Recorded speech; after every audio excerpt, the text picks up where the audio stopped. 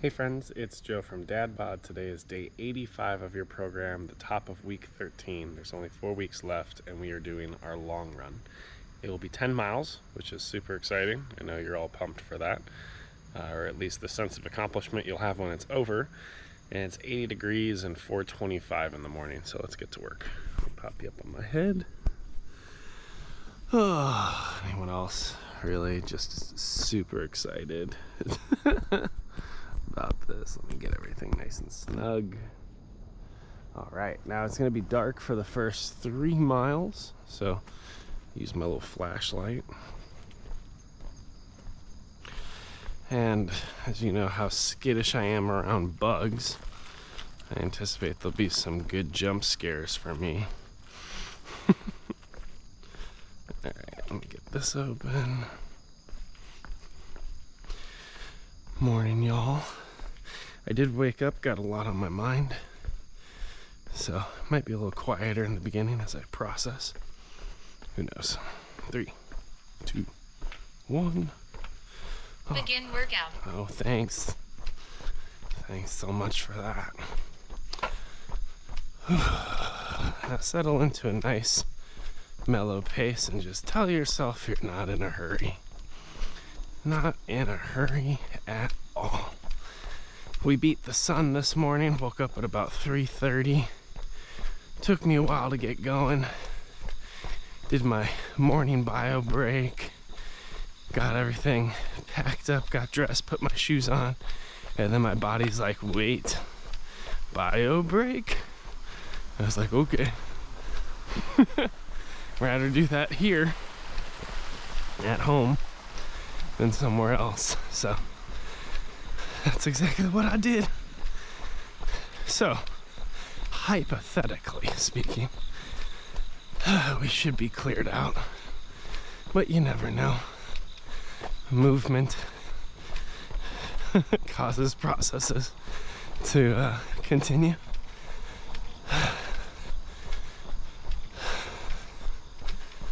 Oh man, so what about that fartlek last week? That was cool.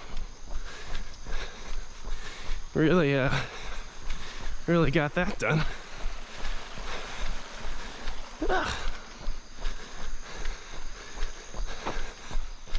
I mean, we did all 12 sets.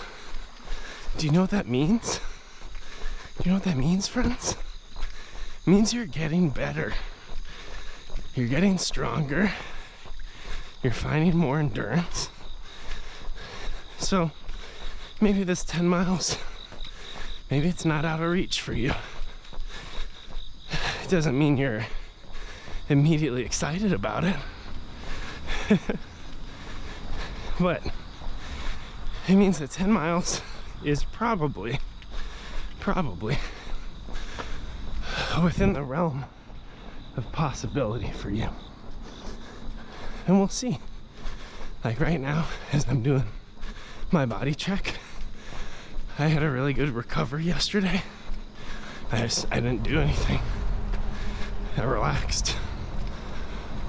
So, coming in pretty fresh. It's nothing really sore with my legs. My calves are kind of like, eh.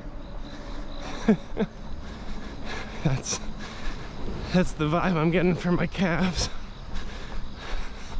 My upper mid back, I'm still rehabbing it because we started having discomfort around the 7-mile run, so about 3 weeks ago.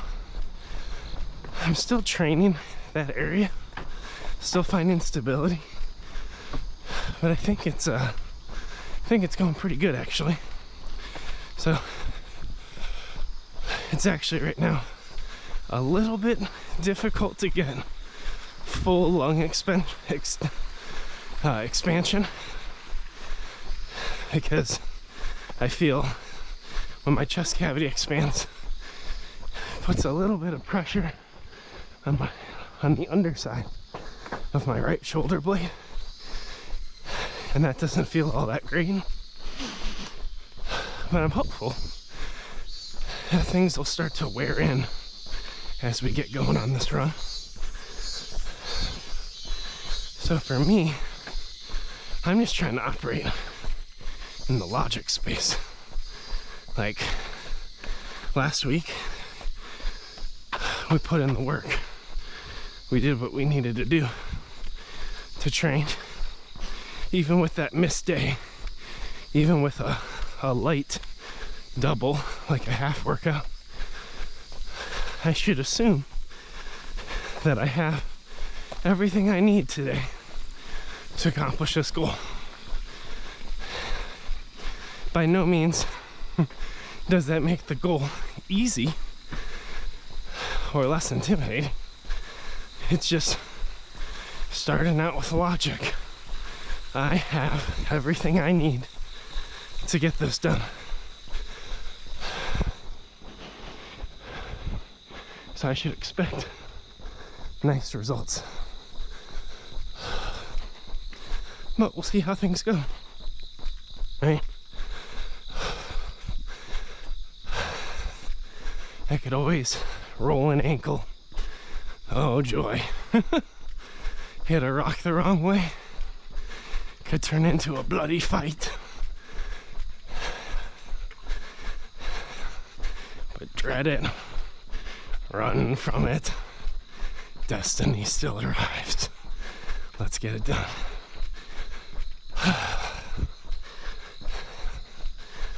So, a couple things to help you with expectations. Form is everything on these long runs. Now, I know you've muscled things out in the past, right? We come into these workouts with a different body every day. But by now, it's week 13, okay? You should know how to squeeze the walnut, right? Squeeze the cheeks. You should know how to tuck your tailbone. How to have a gently taut back and core, right? A very gradual lean forward.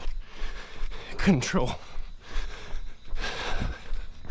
And how to make the most with every step. You should know how to breathe,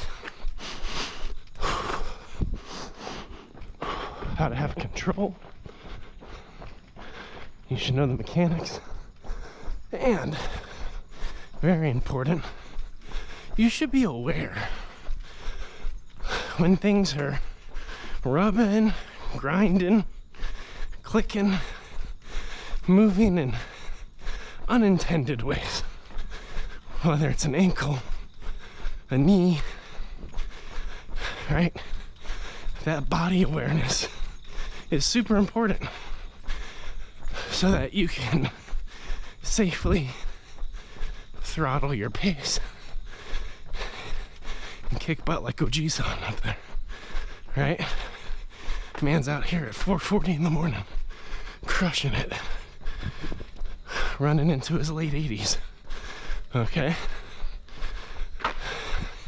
The only way he can do that is because he knows his body. He knows where he can push. He knows where he needs to stretch. And so do you. So today, my mindset is assuming those of you who have made it 13 weeks, one way or another, you're going to be able to push and safely make it 10 miles. Now, if you've stuck with the program for 13 weeks and you've adjusted your scope, you're still rocking a bike, you're saying 5 miles is my goal, you're run walking, like you're still stretching out, but modifying pace or intensity, that's totally cool too. I don't want to ignore you. I know you're still there. And you're still worth it, friend. So find that push that works for you. I'm gonna find the push that works for me. Let's see if we can find a snake. Last week I was doing video edits. I think I was on week 6. I finally found the video. I was like, oh God, snake.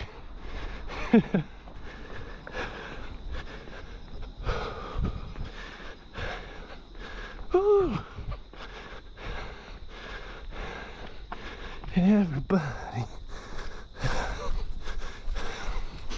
loves stairs.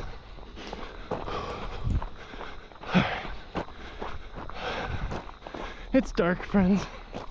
It's quiet. Just perfect. Just you, me, and the open trail. Let us together spiral into insanity together as we pretend that this is fun. It is cool though. It's neat seeing the city lights out there. I'm gonna try to adjust my pace a little bit. It still feels a little rushed.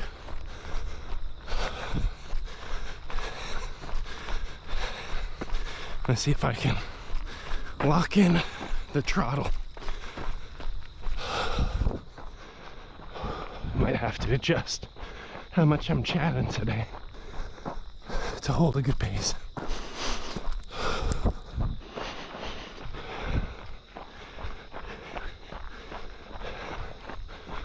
All right, 4 weeks left of this madness. Based on the work you've done, that really doesn't seem like a lot anymore, does it? You're like, shut up, Joe. We haven't even run to the other side of the river yet. We haven't even made it to the darn bridge. We're not even a mile in.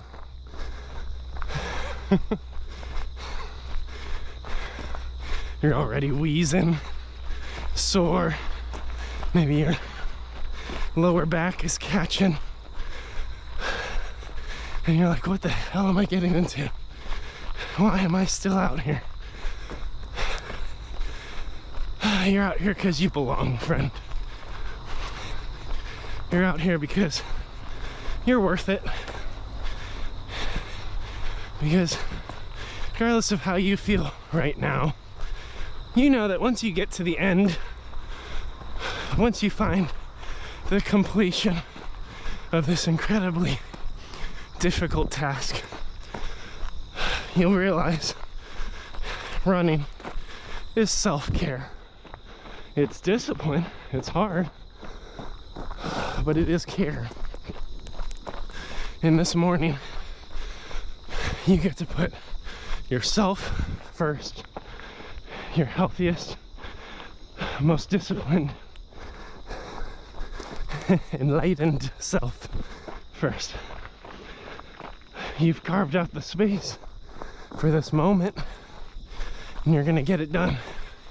Even if it's messy, even if you modify, you're gonna get it done. There's nothing better you could do right now, because you're out here. You're on the path.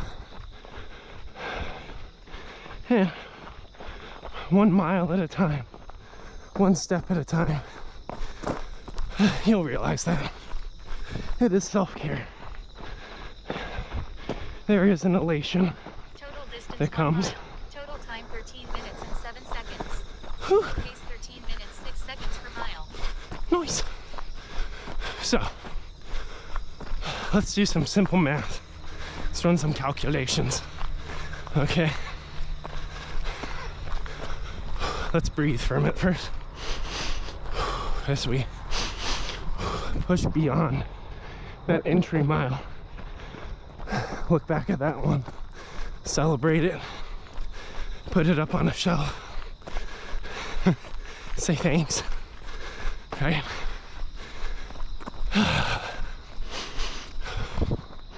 So,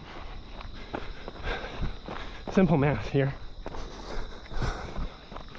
Let's assume we're running 12-minute miles, which is a little quicker than what I'm currently doing. But that's a natural pace for some people, okay? If you're running 12-minute miles, that means then you can run 5 miles in 1 hour, right? That's pretty cool. If you hold that pace, it means you can run another 5 miles in 1 hour. So expectations. It's gonna take you 2 hours hanging out with me, having good talks, lots of fun, right? Super enjoyable. Now, I know I'm already into this, and I ran that at a 13, so 12-minute miles for me, not really feasible. I just can't run and talk and do it all that fast. So let's assume worst case. Let's assume we walk every single mile. Well, normal walking pace for a mile is about 20 minutes. So that means you can walk 3 miles in 1 hour. So at that rate, it would take you 3 hours and 20 minutes to walk a full 10 miles, which that's a reasonably long time, okay? It's not impossible. And if you start pushing towards a full marathon, your long run days will start to track that high anyway, so you're not on a bad path, okay? It just becomes something normal. It's just what your Mondays look like. Your Mondays look like going to bed early, waking up early, a little earlier, getting out, hitting the trail, setting the pace and the tone for your week, right? That's what your Mondays and your Sunday nights look like. So 3 hours, 20 minutes, not impossible, okay? Maybe not fun, not impossible. So where are we at? Where are we gonna land on this video?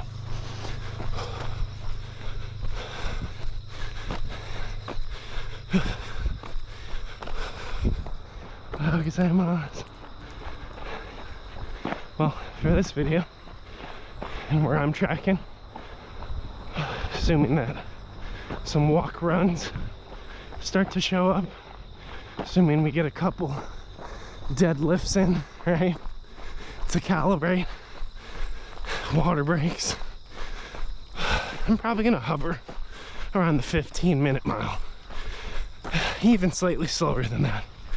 Well, let's just pretend, let's be optimistic. If we hold 15-minute miles, which is a challenging but reasonable pace that accommodates mainly jogging at a trottle with some walks or pauses, you'll be able to run 4 miles in 1 hour, which means 2 miles, which means 8 miles in 2 hours. And to tack on those last 2 miles, it's another 30 minutes. So for me and you, and our expectations for today, it's about 2.5 hours. Last week, we did about 2 hours and 20 minutes, I think, just over. But we can likely hold that same pace and get a little farther, right? So just get the right expectations in your head, friend, okay? We're on the trail, we're on the path. It's gonna take us a while. Might even give you some quiet stretches just to brace for the half marathon. Because you're not gonna, well, I don't know. I was gonna say you're not gonna have me with you. But based on the style of half marathon I'm running, it's possible that I might be running by myself. It's just kind of weird. So maybe you will have me as a guide. Pop me in your headphones, right? We'll chat through it together. But either way, you're doing lovely, friends. And we run a half marathon, one flipping step at a time, okay?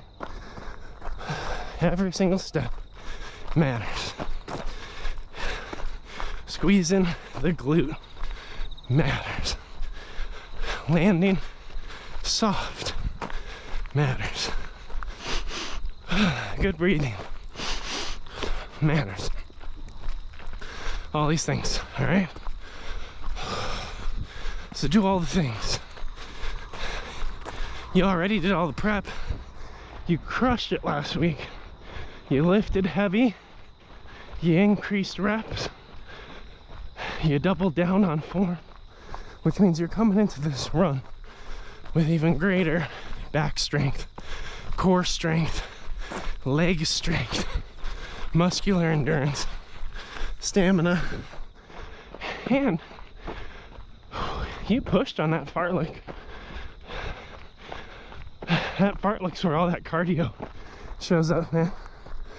Because right now, assuming you're not being impatient, you should be locked in at the trottle, not the run, right? I think I might still be edging towards the run pace.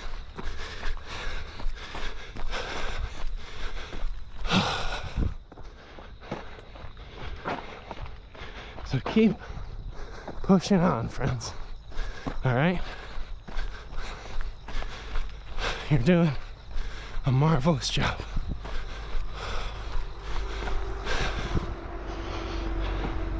Yeah, I even made good choices yesterday with food. I had thawed some chicken wings. Oh, bro. I was so pumped. I was like, it's hot wing night. I make some mean hot wings. And then I was like, is it hot wing night? How do we want tomorrow to go? How many outhouse stops do we desire? Right? Do we want that fear, that abdominal instability? Do we want tonight's meal to cut us up from the inside? And I was like, no, we don't. I was like, what's a good carb load? How about rice? Rice is pretty gentle. How about some salmon? Some lemon salmon, some lemon chicken. How about some broccoli? A little bit of pineapple. What if we just eat a little bit plain, a little bit safe? It was good. It was a good call.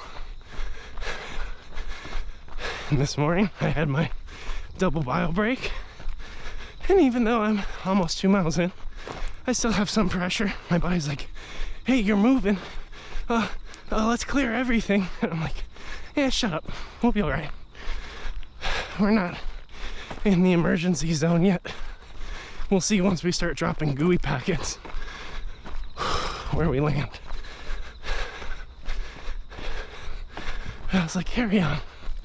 Carry on, you're doing good. All right.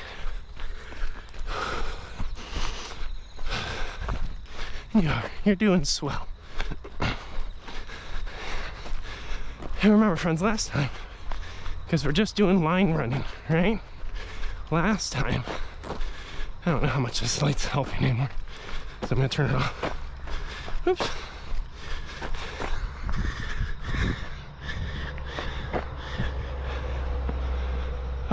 pop that in my pocket, free my hands. Oh, it's different. I don't like running with a phone. It's just kind of awkward mechanics. Whew. Let me do a couple deep breaths. Let's get back into control.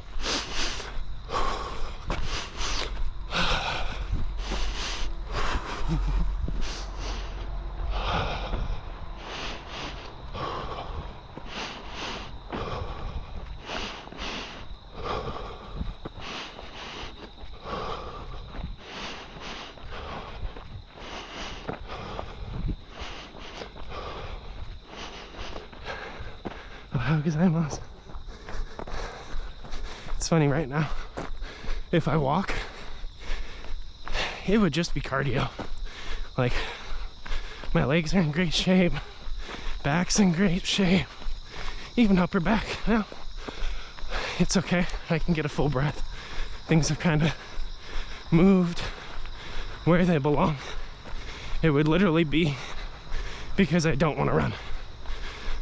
Which, even into week 13, that is still very real, okay? That dread, mile by mile, it's still real, friends. It never goes away. Maybe, unless you're a little bit more psychotic than me. You're like, yeah, let's go run another mile. Woo! I guess if you were like a sleeper Dave Goggins in our class, sure. You go on right ahead. You keep that going. I'm gonna whine.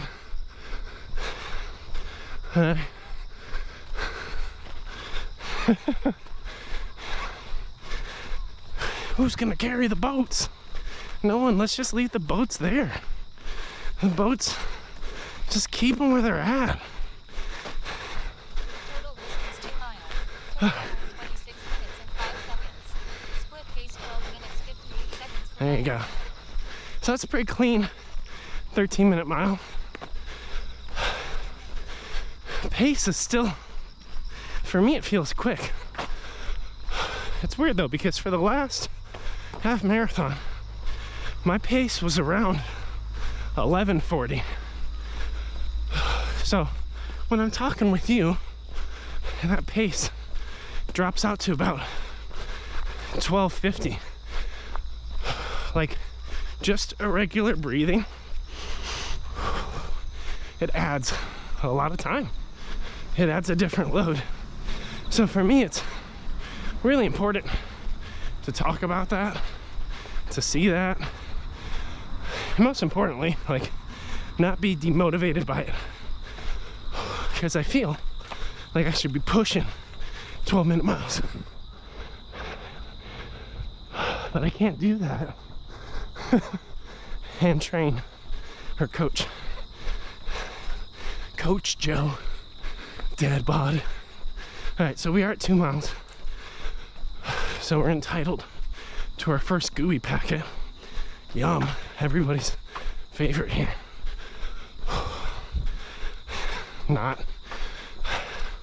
So I'm gonna try to do it while I trottle, just because I want to hold this locked pace as long as possible, because legs, back, everything's in good shape. So if I chose walking, and this is for me personally, right? If I chose walking, it's purely for comfort, and it's gonna make it harder to start back up. And what I really need to think about doing is run to the halfway goal. Last time we ran 4.5, right? And we turned it back. Maybe my first goal is, can I run to 4.5? Which might, for you, seem kind of impossible to think about.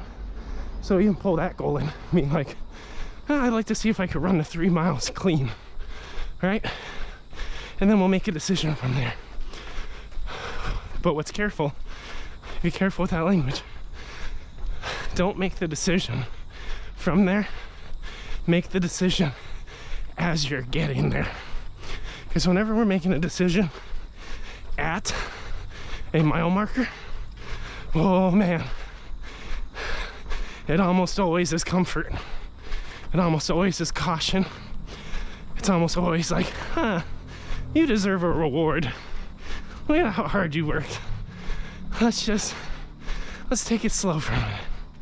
No.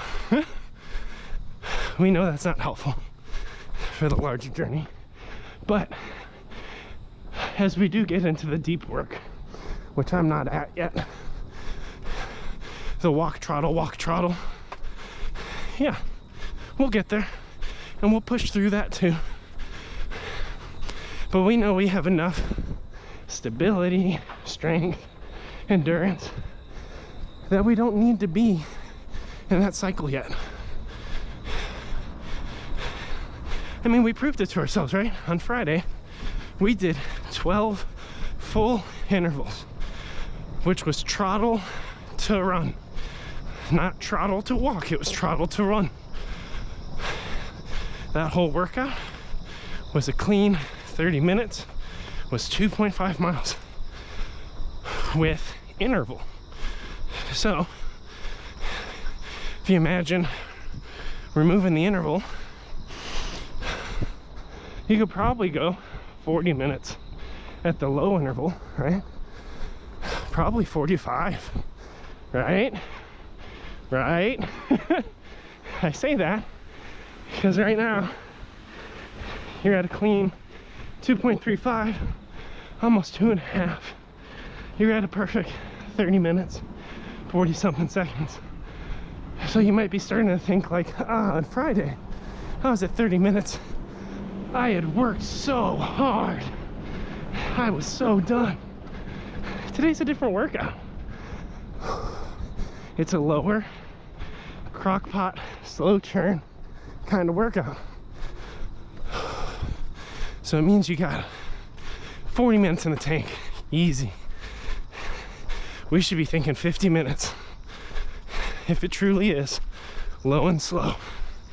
If you're truly running with good form, good breathing, we should be able to go well beyond 30 minutes. That's why we train the intervals, because they're hard and they help us modulate pace.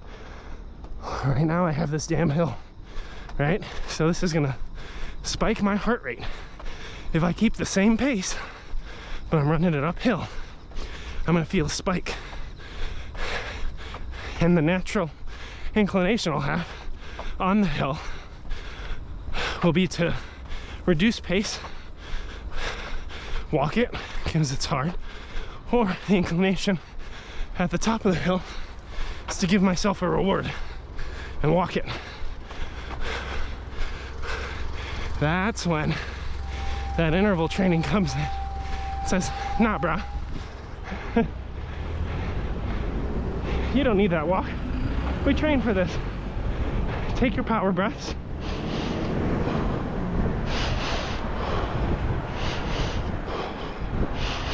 Because what you really need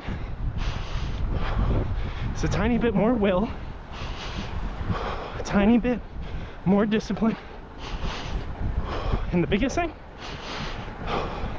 oxygen. And you know,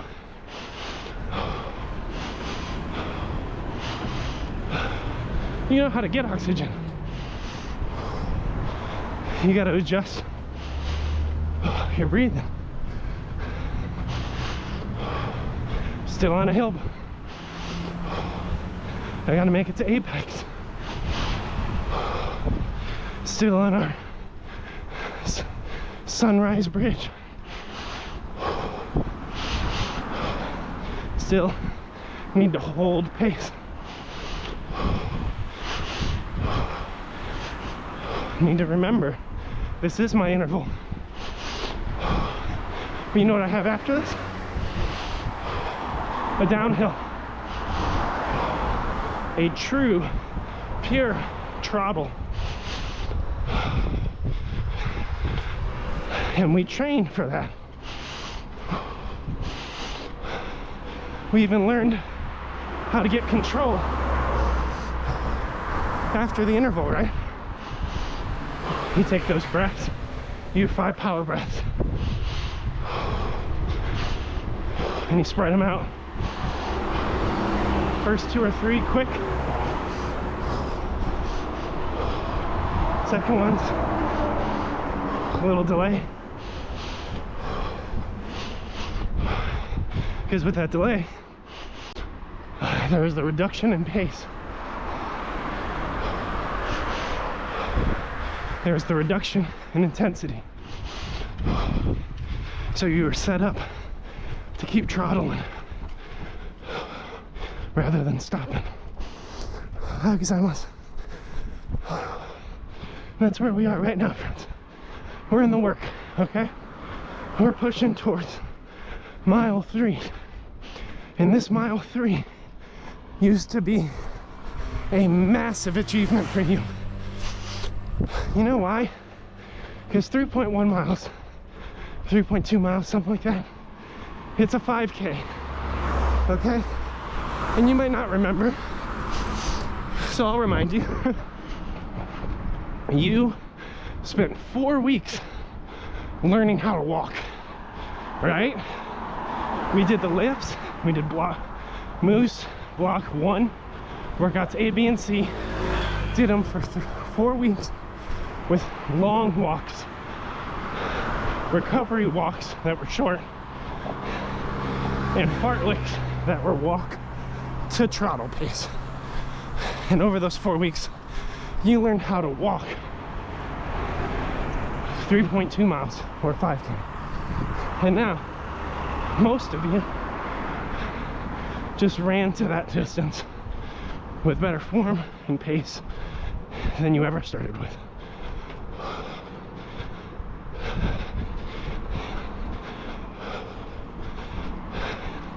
So I'm just gonna let you soak in that for a minute, okay?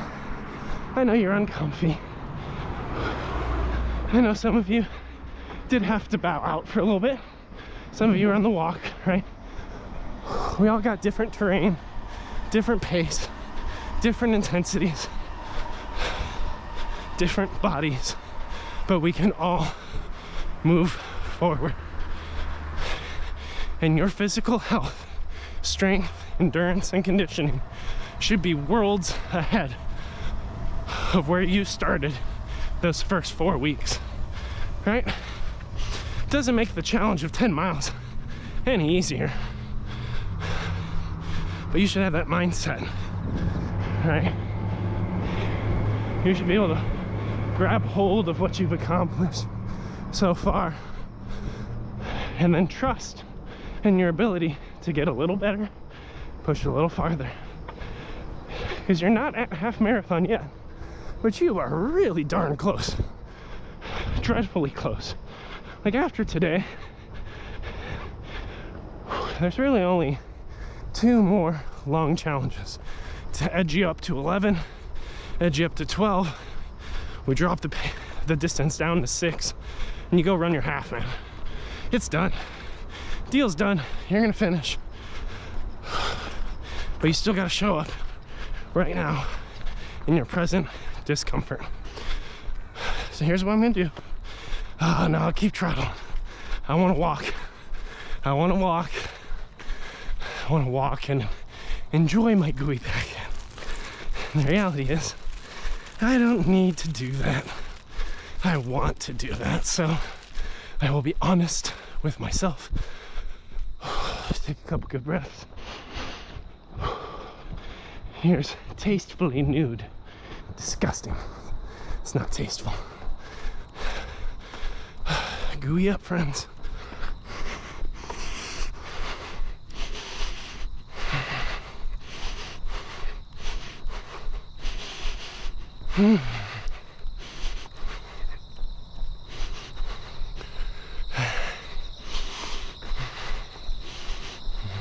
Nasty. How can I must?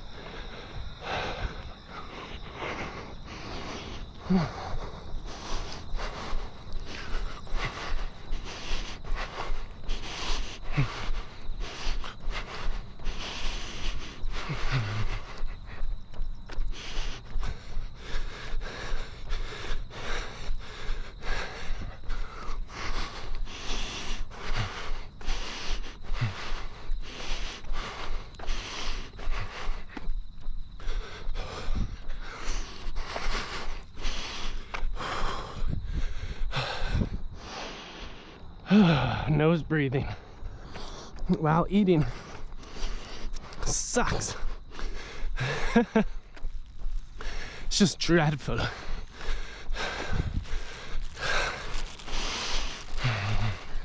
I'm gonna shut for a minute. Just regulate breathing. 3 miles. Hey! 9 minutes and 33 seconds.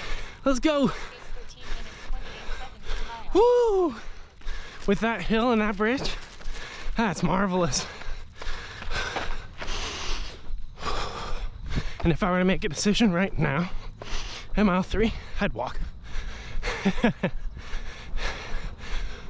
But as I hit that gooey packet, my decision was resolving to see if I could trottle to 5. Let me get some breath up to that next bathroom, okay?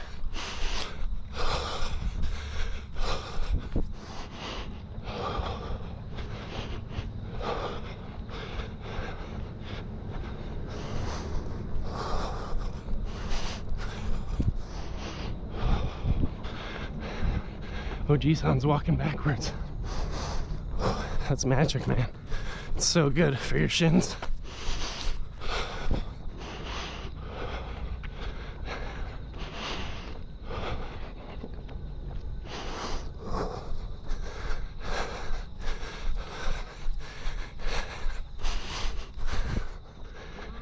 Oh, how gozaimasu.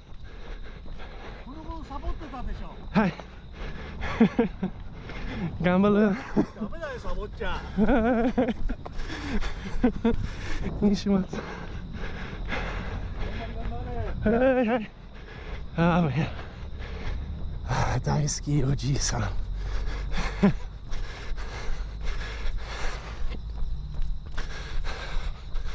Oh man, guy's a boss, man. It's so motivating, right? Like, how many of us? Let me breathe. I'm in the work zone. I want to lose the intensity in order to talk and walk.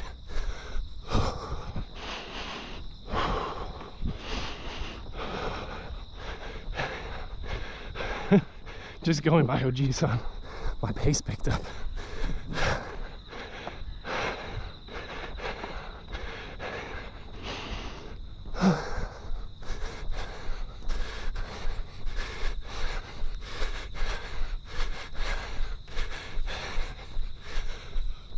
Gotta get my breathing. But thinking about OG-san, like when we scroll on Instagram, YouTube, what kind of fitness creators are we typically shown? More specifically, what age?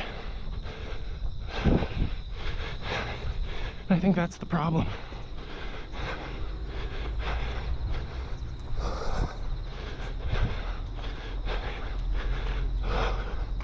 We're shown highly motivated, honestly highly talented, sometimes even naturally gifted people that work really hard, have beautiful aesthetic bodies, pristine shape, can run far, throw things far, right? The elite athlete type. How many fitness influencers are on your feed that are 50, 60 years old, right? How many of them do you see with fit, healthy bodies for their age group, with fit, healthy aesthetics for their age, right? How many OG-sans? How many Oba-sans? I'm not saying you need to go out and train like a grandma, okay? At your age, you probably can run a little farther. You probably could lift a little more. I'm gonna walk for a minute and breathe. Get. Now it's cardio, which is good. Cardio is my limiting factor. Still got the strength.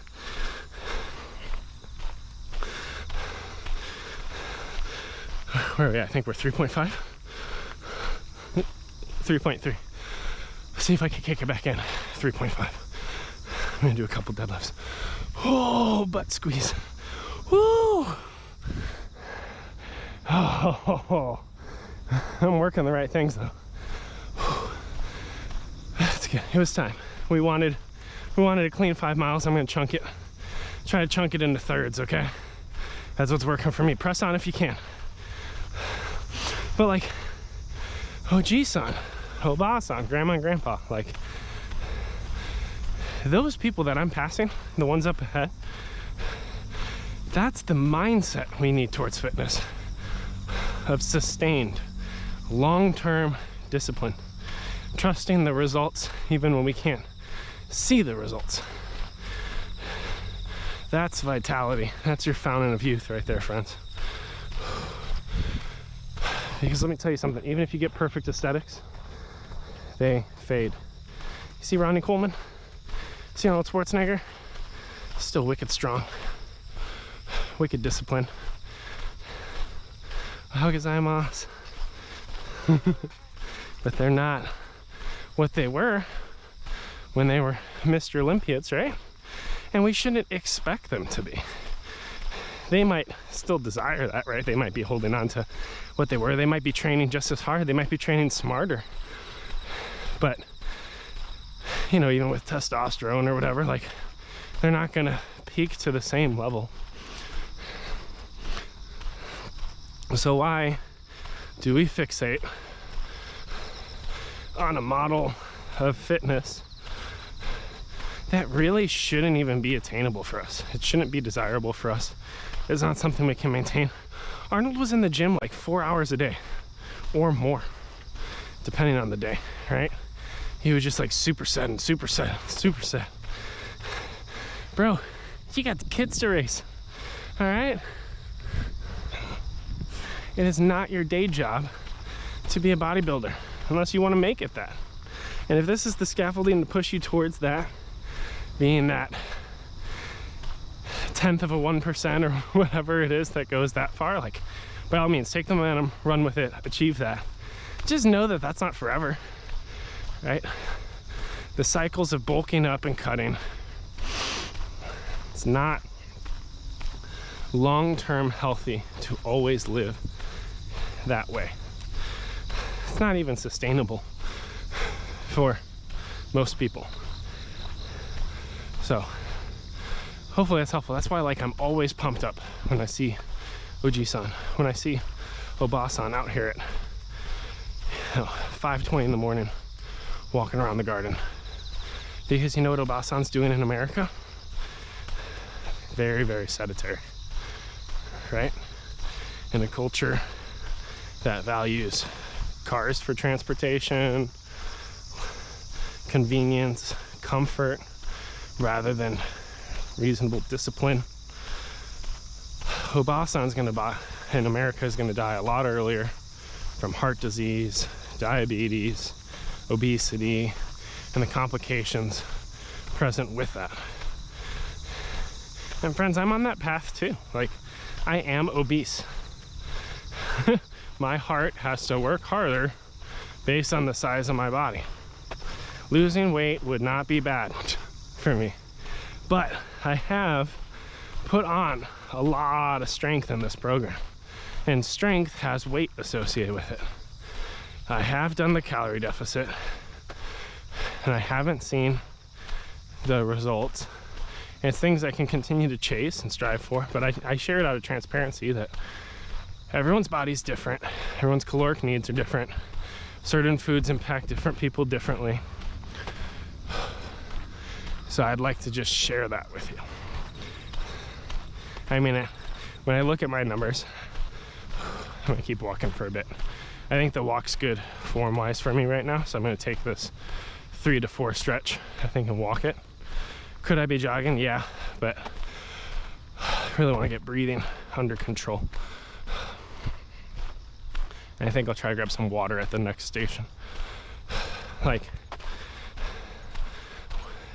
there's different goals.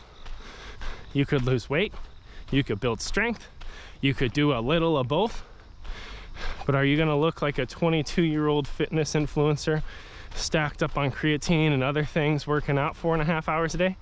Hell no. So you gotta get that OG-san intensity, right? That Oba-san mindset. You gotta keep showing up for you, trusting the process, increasing the challenge, lifting a little more, increasing your reps, increasing your distance, understanding why you're eating just as much as what you're eating and how much. But the foundation is why. I think when I have gone through that exercise on my Fitness Pal or whatever, like a good 85% of my meals are fuel. Like, that's the mindset. My breakfast is portioned. It's a heavy portion, so it sticks with me for a bit. Normally my lunch is a mix of pleasure and fuel. Like, I say pleasure when I know I eat a little bit more than I need to because it looks good. Like, my leftovers are awesome, dude. I cook good. And then dinners drift between. If I go out to eat, it's definitely pleasure. Emotional eating for me is actually pretty low. Maybe it's alcohol once in a while. You know, the, oh, I worked really hard, I deserve a nice lemon sour. Like that toxic mindset, that shows up once in a while. Not too weak on desserts unless they're in my house. So like for me, if I looked at where that was during our 12 relocations to Japan, when I was also this heavy but way less fit, way more injury prone, it was probably 30% fuel. It was probably 50% emotion and 20% pleasure. Like, we were so exasperated that by the time it got to takeout time, like, I was always all in on the meal, an appetizer, dessert, a couple drinks, like, because I was eating the discomfort and the trauma we were navigating. Because I didn't see progress in sight, I didn't see stability in sight. My family was exasperated. I wore that on my sleeve.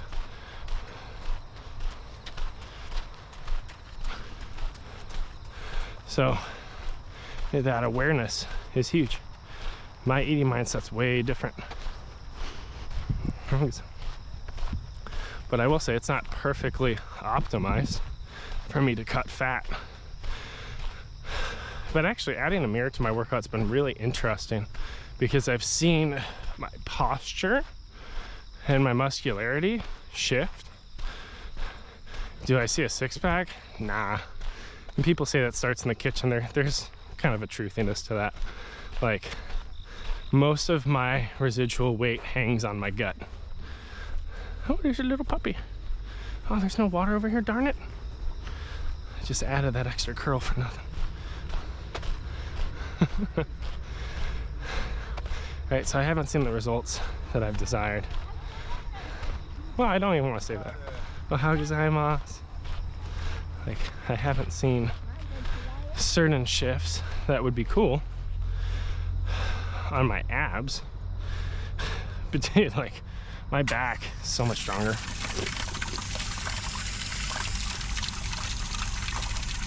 Ah, yeah.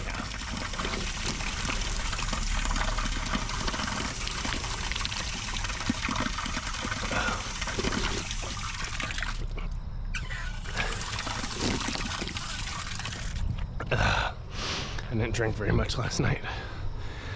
That's the one thing I missed in my pre-setup was like, I should have chugged like half a gallon of water last night. Luckily it's not as death hot, right? We're approaching September, so it's the last week of August. Where are we at on distance? 385. Ohau gozaimasu. So 385, that's pretty good shape. I'll go up to 4. Then I'll see if I could bring some momentum back and run 4 to 5, right? Push through our previous threshold of 4.5. That's all I'm really asking of you today is, can you go beyond what you did last time? And then we'll figure out the return path, right? Please do not think about 10 miles right now because it's likely not motivating or helpful. Like if you're at this stage in the half marathon, you're like, 13.1 miles. Yeah, you're done. It's just gonna be a long, sad road.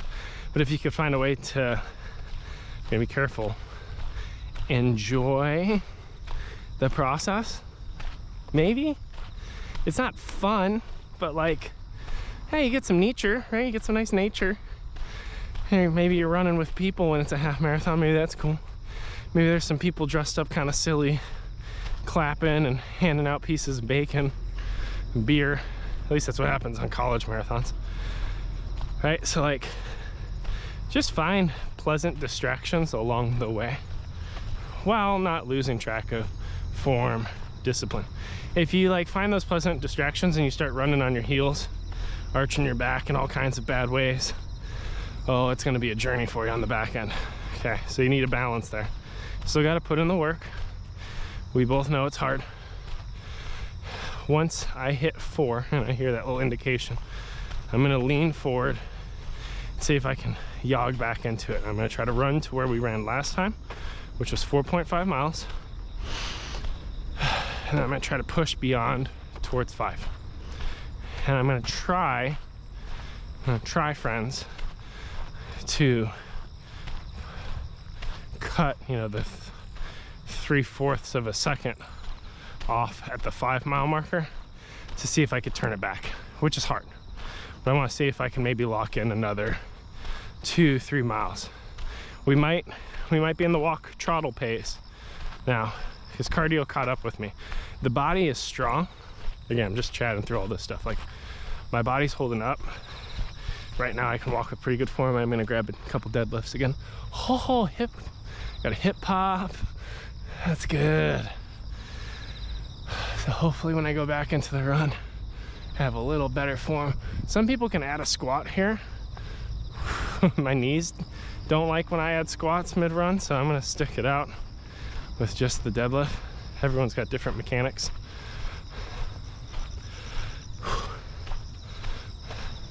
Let's keep it going, friend. Total distance 4 miles. There we go. Total time 57 minutes and 2 seconds. Gozaimasu. Pace 17 minutes 29 seconds per mile. See? So 17 minutes. That had water. All right? Like, we have to remember these things. There's other pieces of the puzzle, okay? Now, college Joe was like, oh, I need to run every single mile. Perfect pace if I'm ever gonna finish. I don't know. Maybe I'm more practical now. I'm like, I could start back up. It might be hard. But I'm working on form.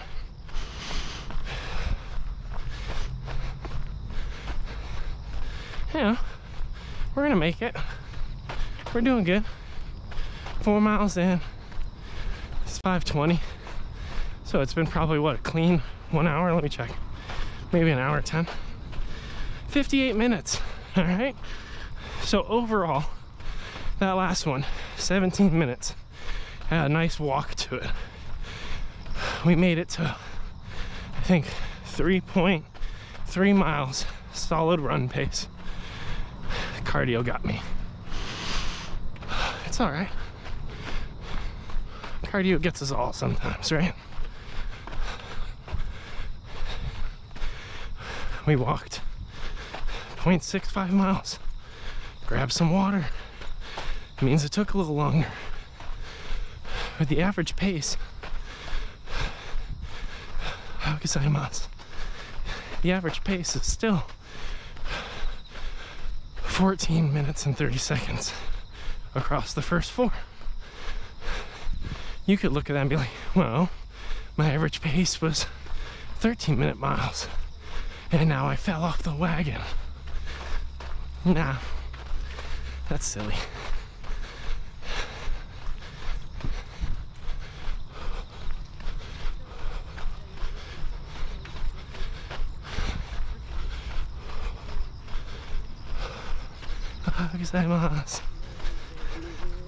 Like, we both know that that's silly talk, right? Like, oh, you're not in the abyss because you walked a little and grabbed some water. You're still holding a 15-minute mile pace. And when you come back into the trottle, like I'm doing, you're probably holding a 13-minute, or maybe if you're really trottling, which I think I kind of am, because I shortened my pace, you're probably holding a 14-minute mile. Sure, just do that. Don't sweat it.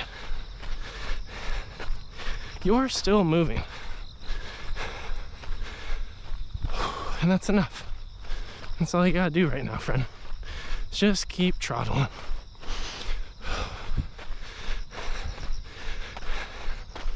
But it's pretty cool, huh? Like, we had that whole pep talk about interval training. How wild was that? Like, right as I was hitting that hard climb up the hill to get to the bridge, right when I was at 30 minutes in, and we pushed through that interval, made it to the downslope, stabilized pace and held that, and we went 3.3 miles. Our fartlek was 2.5, so we added an extra 0.8 miles with a course interval, right? I didn't adjust pace, but I held pace through an uphill. And I was able to regulate that, bring the heart rate down, get control. And I kept chatting, and I got gassed. And we all get gassed. That's okay. Oh man, beautiful. They're building the bridge. We crossed over there, right? There's our little stoplight, our little blue gate. Sorry, gotta go back that way someday. We'll just swim across the river. If we swim across the river, we can cut a good 3 miles out of today's workout. You down? We just gotta get some ticks running through the tall grass. Probably cut our knees up on some jagged rocks. Get a couple leeches, hay fever, but we'll save 3 miles. So because we are over 4, even though I really don't want it, I'm gonna hit a gooey. I'm gonna do another one of the nasty ones. Tastefully nude, whatever the heck that means. It means let's not sugarcoat this sugar, because it is just a sugar gel. Let's not pretend it's strawberry banana cream cheese frosting. Let's just take it for what it is. Disgusting. Bottoms up.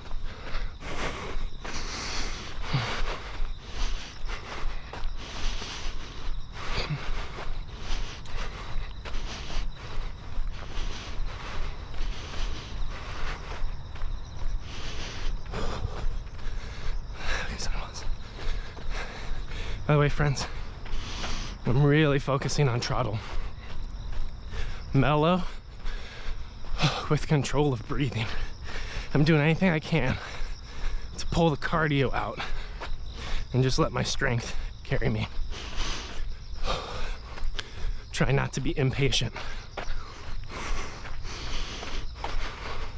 How gozaimasu? No, man.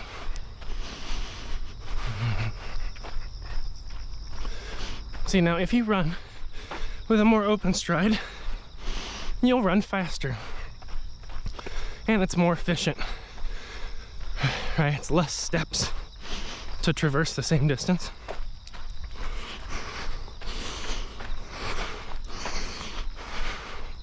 But the intensity is really high. And a lot of times, for us heavier folk, or us knee injury folk, hip injury folk, back injury folk, which I've described myself in all 4 things. A longer stride, which is just the distance between your feet, like, puts us at risk. That was actually one of the first tips I learned from physical therapy. Besides the working on core, back strength, and reducing amount of time stretching based on my body, not yours. That's kind of a Joe exception. But maybe the third thing I learned when it came to running, they never did a true gait analysis on me. You could actually go and like run on a treadmill, and they can analyze like what kind of heel strike you have and your pace and your form, where you're lopsided and what kind of shoe would help you, all that kind of stuff, right? Like, I never did that, which would be super cool, but I don't know how to do that in Japan and get fitted for shoes because my feet are too big. Maybe someday. Maybe if I join a runners club for, I almost said fatties, for biggins. Sorry, the word's not really a trigger for me anymore. I noticed for some. But in Japan, I've been blatantly called fat by like strangers, colleagues. They're a little bit more blunt about size and weight. So if you visit Japan or end up working here, join one of my live streams and let's chat about it. Is there some equipping I can share? How to navigate that well, where that comes from, and how to have an authentic but mutually edifying response, because it's hard. It's really hard. But oh dang, there we go. 10,000 steps, yo. Great work. You're like the little engine that could. So anyway, you could do this gait analysis, analyze your stride. But one of the first things my therapist kind of helped me discover is they're like, when you run, you should actually be squeezing the walnut. Like, I was running with just my quads and hamstrings. Like, I didn't engage or brace my core, my back. And because of that, I had a really loose sacrum here. Sacrum's kind of like where your hips meet your spine. I think there's another bone in there. No, that's your coccyx. I don't know. Look it up. Look up what a sacrum is. Tell me in the comments, because I can't remember. But anyway, they were like, you have a very, very loose sacrum. And initially I was like, oh, that's awesome. Oh, I'm so much more flexible than everybody. And they're like, that's why it hurts. I was like, what? Because everything I had learned was the more flexible you are, the less discomfort you should have in life, right? Stay flexy, my friends. Mobility, super important. And I would say, for a lot of people, mobility is a huge gap that they need to continue to work on and prioritize. But for me, because I'm hyper mobile, a lot of times tendons end up doing the work that muscles are supposed to. Like, I struggle to squeeze and activate different muscle groups. And because of that, when I was running, especially when I was trying to run fast, like at a tempo or at a pace, I would increase my stride, because that's how I knew to increase speed. But when I was doing that, every single landing, I was landing with a mushy core, a mushy lower back, and a loose sacrum, which was causing impact on my spinal cord, specifically at the L4, L5, which would intensify pain, also my sciatica, which is like a numbness down the right side of my leg. And it was something I was just trying to like run through it, you know, thinking that if I kept running it would just get better because I would lose weight and be fit. And what I learned in physical therapy, and I'm not a doctor, disclaimer here, not a doctor, not a physical therapist, not a certified trainer, maybe someday, right? I'm just someone who's navigated a lot of these things in their personal life. But what I started to learn about my body specifically, which may apply to your body, is that I had to work the core of the back, squeezing the glutes, the deadlifts, the hamstrings, the glute. Like transitioning from a glute raise into a hamstring raise, the way we've been doing, that was impossible for me when I first started physical therapy. Like the ability to activate the glutes independently or activate the hamstrings independently, I couldn't squeeze those muscles. Even though I was running 2 or 3 miles a day, I couldn't squeeze those specific muscles correctly. And I had to start doing certain stability exercises in front of a mirror with a therapist to learn how to symmetrically squeeze my butt. But over the last 4.5 miles, wherever we are, like, I've learned it. And I've learned for me, if I want to have a tighter sacrum with more control and a tighter core and a nice gradual lean, that's why I always say gradual, because I used to be too severe with it. That means a shorter stride. Agazaimasu. Total distance 5 miles. Hey! Total time 1 hour 11 minutes. Bye, y'all. 14 minutes 5 seconds per mile. Hey, 14 minutes. Told you. We're right on a 14-minute mile pace. That's awesome. That's so cool. Keep it up. Oh, the world's waking up. Hey, halfway. That was really cool. That was a cool run because I had resolved not to check. I was like, nah.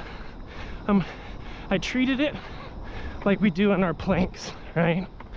And our C-sits and all that crap. I was like, I'm just gonna do a blind 60 seconds. Or in this case, I was like, I'm gonna do a blind 15 minutes. And when I hear mile 5, just gonna turn it. Gonna turn into it, hold the pace, and not look back, right? If I look back, it's to celebrate. I think that's the proper way to say it. Amazon. Yeah, I'm gonna celebrate. But I'm gonna keep it going. I'm gonna run for gold, right? Oh, yeah. You should feel good, man. That's the farthest you've ever run. That's what you should tell yourself. Yes, we know. You've run 9 miles before. Shut up. That's the farthest out from wherever you live that you've run. You line ran out to 5 miles. You stretched it. And now you trust your body to take you home. Whether it's a run, a trottle, a jog, a walk, a taxi. Just kidding. Just kidding. You're gonna make it.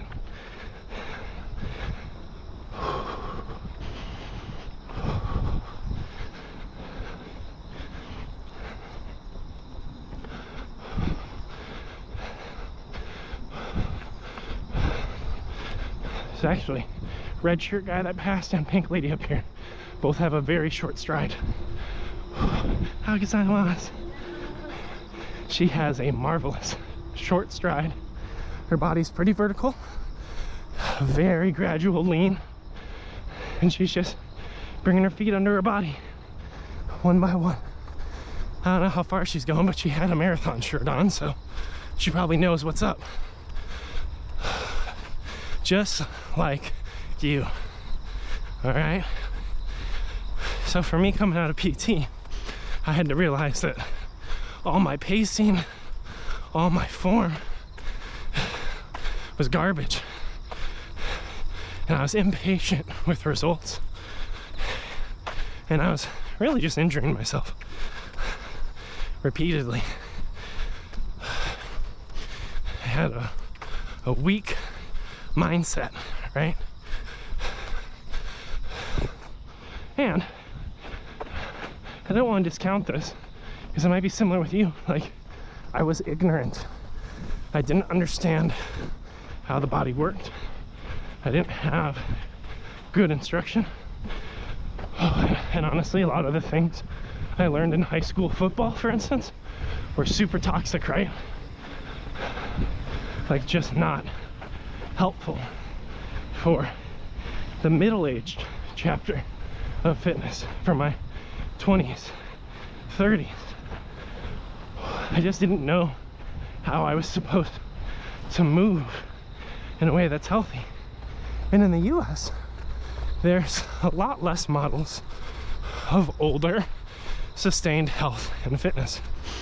I had like a couple coworkers who were close to retirement, so they're in their 50s, 60s, you know, and some of them would run all the time. Some of them would bike long distances. They all had like a really nice narrow build.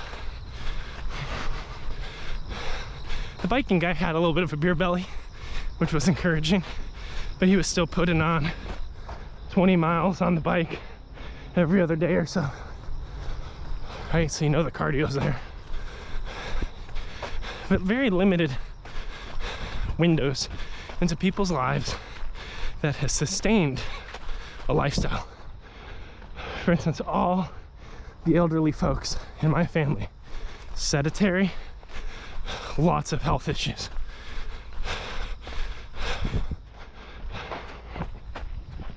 You know, colon cancer, heart problems, diabetic.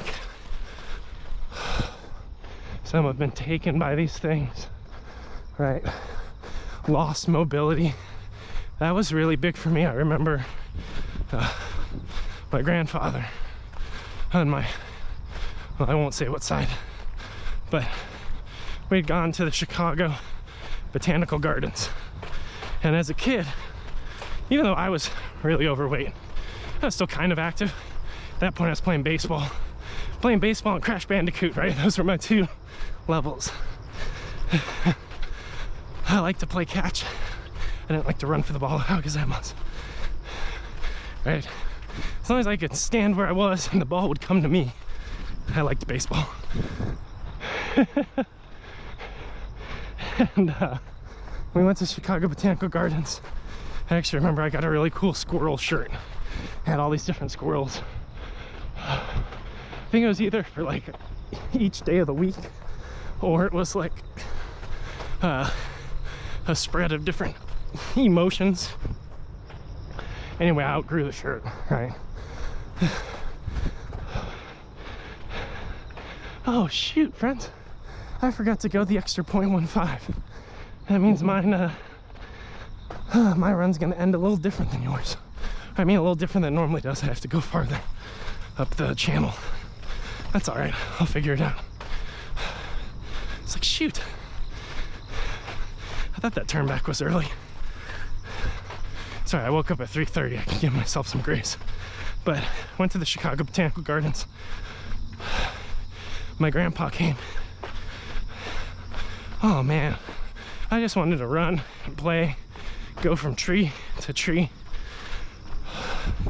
But my grandpa, there's things I didn't fully understand at the time. He was like 6'6", 300, maybe more, maybe 320.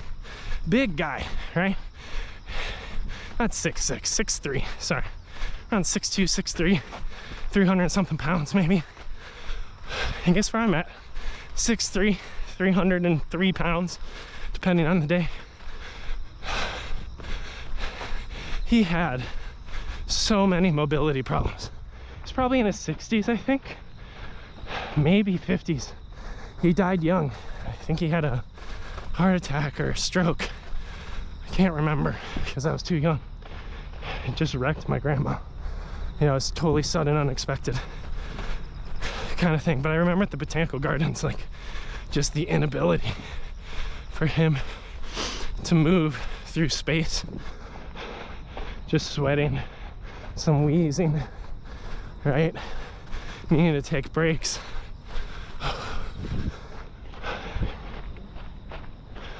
You know, and as a kid, I wanted to be able to explore the garden with my grandparents. And I don't want to say it was their fault. Like, there's generational things in this culture around a sedentary lifestyle, overeating, poor nutrition, lack of access to good nutrition. There's just a lot of things stacked against them, stacked against my parents, and stacked against me, right? And I have this beautiful opportunity living in Japan to see a different model of sustained vitality into the upper years of life, a sustained mobility in a way that was unfathomable. How gozaimasu? It's unfathomable from a US context. Like, if my grandparents were like Oji-san and Oba-san out here, the quality of their life would be so much richer than it was when they passed, or where it is today. Now, it doesn't mean you can extend life forever, right? Like, everything eventually degenerates and dies. But I think we can be an active partner in that space as we guide our bodies and our minds as long as we can. And I think in the US, that falls off way faster than in Japan. Japan people work longer, they're active longer, they move through space more, they walk upstairs, they stand on trains, they move, they're alive, and they do it every day. And honestly, that's what we're trying to find in this program, right? How do we move every day? Whether it's a long run, a recovery run, a walk with our kids after dinner, a fartlek, some strength work, some VR Beat Saber. How do we move? How do we choose the stairs at work? Even though that elevator looks so nice. I think I'm stopping right before mile 6. Let me see. I'm a little irritated with myself now. Let's see. Yeah, 5.8. Hey, that's really good, man. We're holding a 14:02 pace. I'm gonna walk it out to 6 and grab some water here and keep going. So none of this is meant to condemn, okay? But hopefully some of it's eye-opening, right?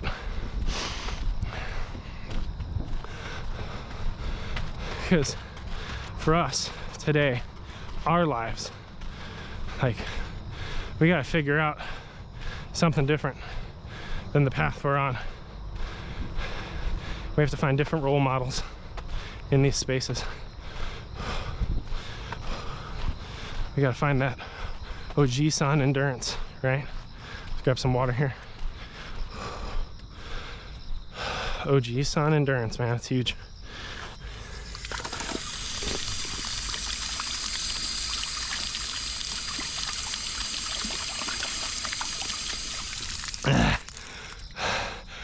A little more.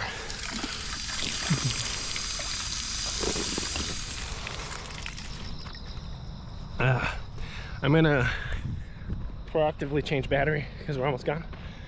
Finish up mile 6, we'll keep going. See you, friend. Hey friends, back at it. We're still just under 6 miles. Let me pop you on my head. We'll get to work. Whew. Anyone else having a tremendous amount of fun today? I know I sure am. Most fun you could possibly have is right out here right now, right? Let's see. How gozaimasu? So we're gonna walk it out to 6. Get my breathing back under control. We're doing really good. Okay. I mean, 6 out of 10. You should start to kind of feel like, hey, maybe I could do this.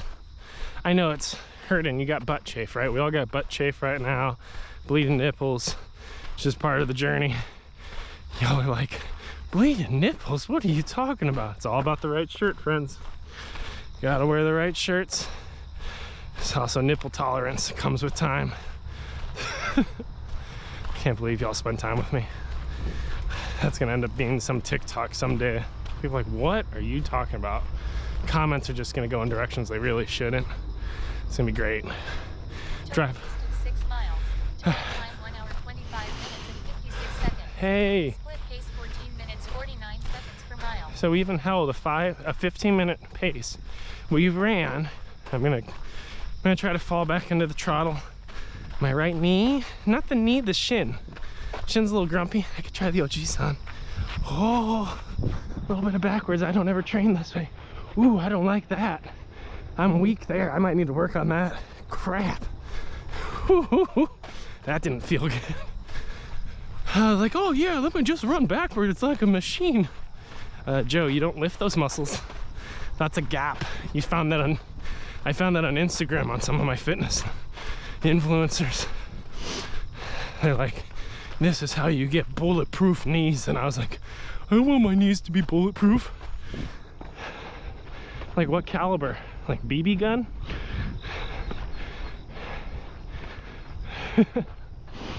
Let's get some breathing. Let's get some good breaths just to clear things out, because we probably forgot, right?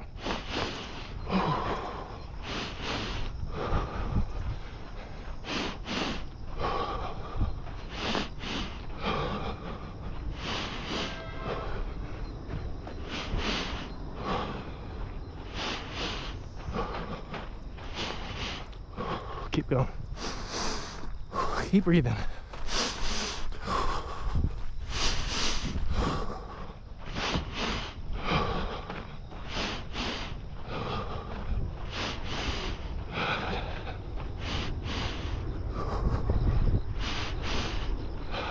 All right. Now, some of you might get a little lightheaded when you do that, so just be aware of it. That's a whole learning space, different ways to control breathing. I like Andrew Huberman's thoughts. It works for me.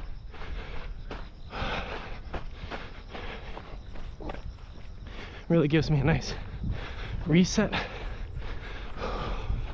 So you want to know a secret, friends?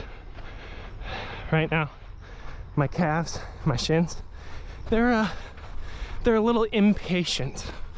Okay, they're like, hey bud, not sure if you're aware of this or nothing.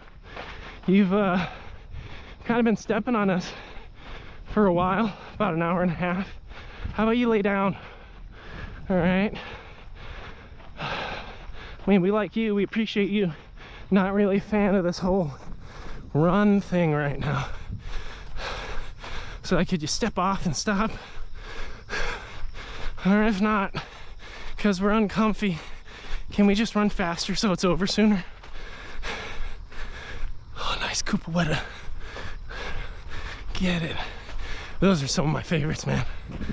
There's some OG-sons out here that can do some serious work with a fist and a foot and an elbow. Yeah.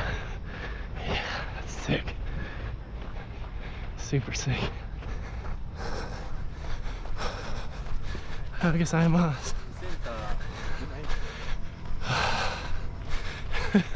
So it's a body check thing, right? So like my knees, not my knees, shins and calves, they're grumpy.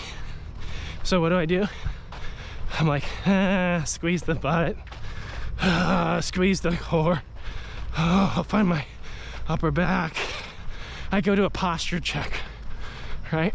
Because if I'm running compromised on the lower end, which is possible, right?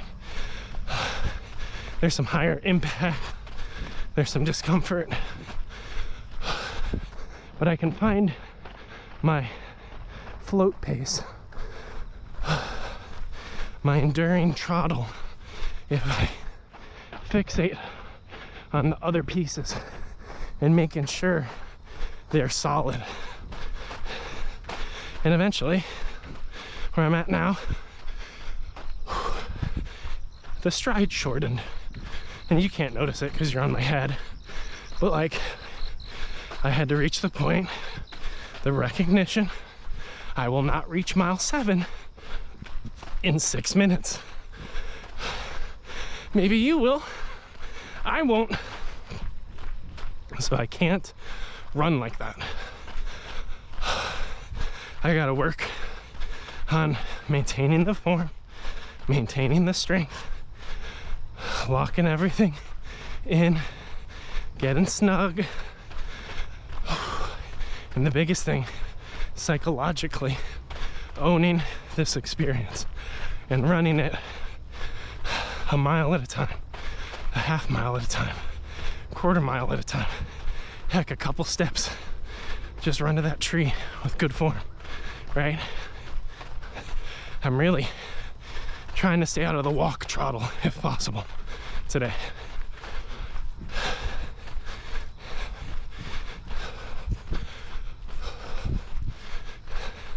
Instead, I'm really focusing on using the walks for water and cardio recovery, not comfort. Right now, I want to walk. It'd be comfort. The reason I know is my knees are solid, my core is engaged, my breathing, it's under control. The pace is mellow. So walking would be because I don't want to run. That's all it would be. So I gotta win in that headspace. Some of you, something might be grinding the wrong way, and you most definitely should be throttling pace down or walking, getting some deadlifts, some other dynamic movements so that you can lock it back in, right? I don't want to seed anything toxic to you. But for me, right where I'm at, I've lifted hard enough during Moose Lift Block 3 that my quads, my hamstrings, my glutes, especially my glutes, we're in great shape. I mean, I was doing those, what is it, RDLs, Romanian deadlifts. I was deadlifting more weight than I ever have as an adult. Reason being, I can't remember how many plates I threw onto a deadlift when I was in high school football. All I know is that I probably screwed up my back in high school because I wasn't instructed how to build strength with good form. We never learned form on any core lifts. Coaches thought if they yelled at high schoolers, they could just push more plates, which meant they could push more people. Mind over the physical. Super toxic. There's pieces of truthiness in it. But if you teach how to lift with good form and safe form and power, oh my gosh, you're gonna be so much better on the field. You're gonna be far less injured. I had coaches saying avoid the trainer because the trainer will take you out of the game. No, the coaches took us out of the game because they didn't coach how to lift. They didn't coach how to run. They didn't coach how to do these movements with safety and power. Really?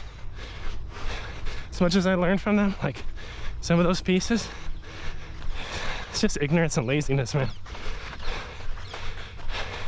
It's easier to yell at a kid to do something that's not healthy for them than to train them up and how to do it right and how to do it well and how to do it safety.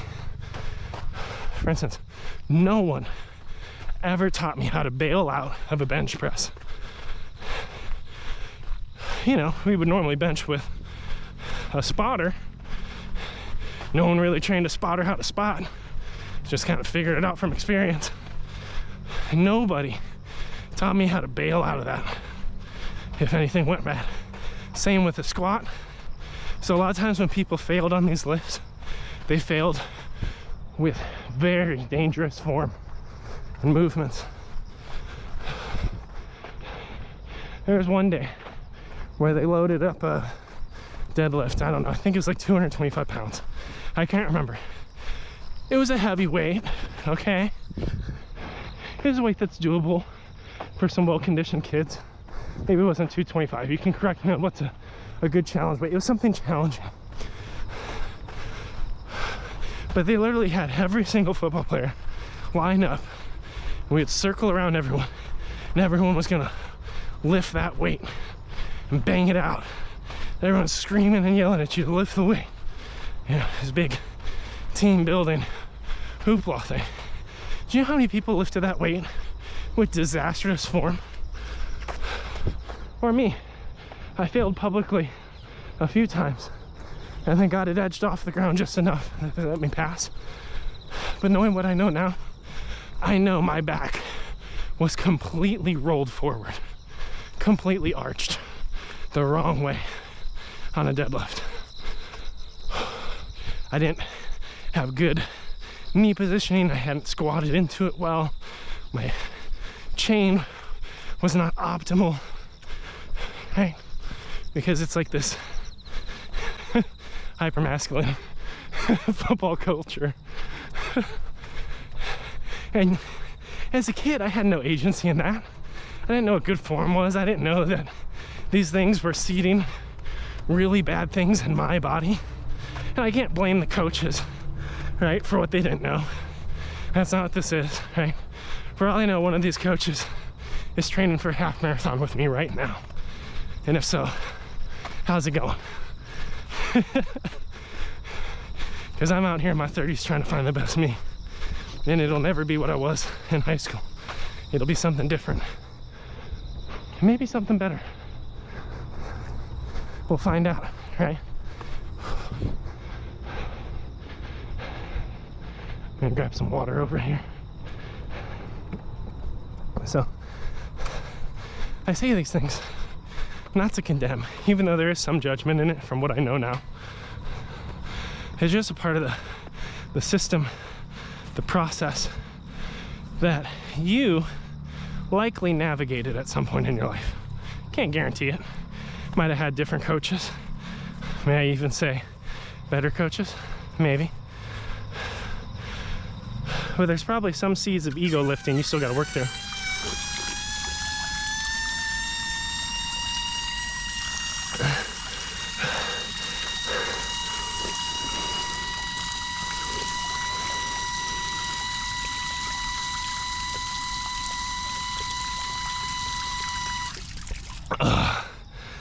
Crap.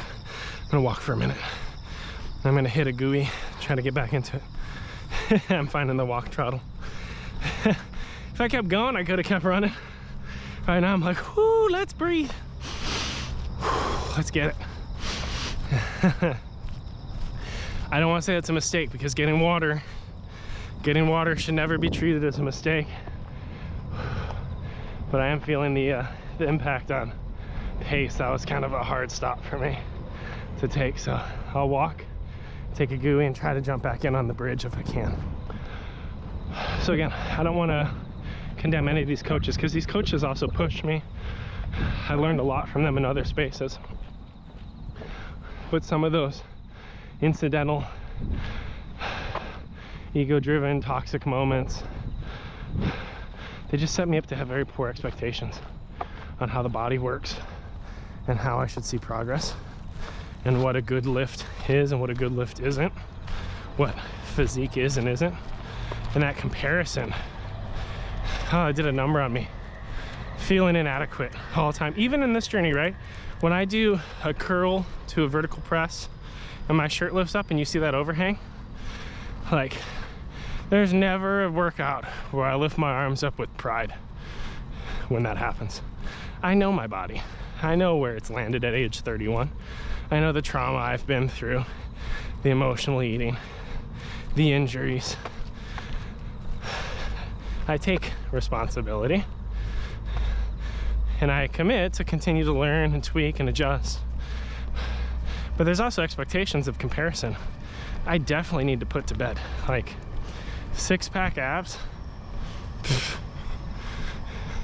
If I could take and, you know, One would ask, is it too much to ask for both? Like, if I could take a strong core, back, and glute squeeze over beautiful six-pack ab aesthetic, right? Oh man, I take the strong core. Like, that's what I need in this season of life. And I've built it, not only over the last 12 weeks, but working with Moose for, you know, almost a year prior. Like, I've built these functions. 7 miles. There we go. Time 1 hour 40 minutes and 46 seconds. All right. Split pace 14 minutes 50 seconds per mile. We're still holding 15s even with a little bit of walk. That's pretty good. I'm gonna try to get back in. Mile 7, way to go. 3 left, easy, super easy, right? Nice and chill. It's all fun. Like, there are some aesthetic comparisons that even at 12 weeks into this journey, you really need to put to bed. You really need to throw them out because you're 40. And 40 doesn't mean you can't be healthy, fit, less prone to injury, more mobile. But it means that maybe some of your life priorities are never going to align with the bulk cut phases necessary to get a 22-year-old Instagram fitness model body. And you shouldn't expect that of yourself. Right? Like, that's not helpful. But tell me, my friend, can you expect of yourself to find some grit and run these last 3 miles, or run, walk them, or whatever? Right? Can you find the grit to finish and have that long-term mindset towards fitness and wellness? Can you trust that some of the aesthetics will come over time, natural, right? But not all. When I stand in front of the mirror profile view, the first thing I see is my belly overhang. It's the very first thing I fixate on, right? But when I go to do curls and I squeeze the glute, tuck the tailbone, I can see the tucking of the tailbone. I can see the correction in posture. I can see where my legs have leaned out since I started this journey, right? I can see them calves, right? I can see my quads. Oh yeah, I'm walking this one. Not running and talking this. Whew, whew, that hill got me. I'm like only 4 feet up. Woo! Right? Even when I'm doing the curl, I can see the increase in strength on my back because I can hold a tucked tailbone. I can brace core. And I can swing my weights safely. Actually, I could pull a lot of swing out of the curl, right? Or on certain occasions, when that toxic football mindset comes in, I can hammer out 21s with a little bit of elbow sway, right? It's a cheat. Sure, let's pretend that our biceps are stronger than they really are, right? It's not gonna kill us to have an imagination sometimes. It's when we're always eluding reality we get in trouble, friends. All right, it's gooey packet time. And maybe I can find a trottle across this bridge, maybe. 3 miles left, I'm pretty gassed. But I'm really happy with how we started this thing. We'll see where we finish it. Arigatou gozaimasu. Couple bros.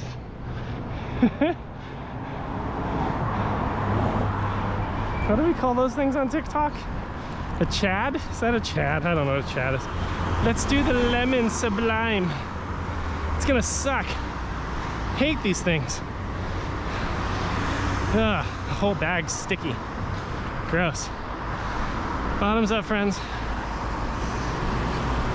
Oh, oh no. That's a beautiful stride. Really, really nice form for him. He had really good kickback. He's running for speed and distance. I respect that.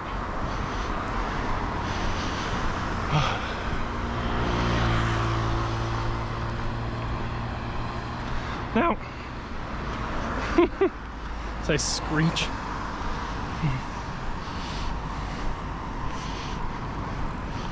Oh man, disgusting.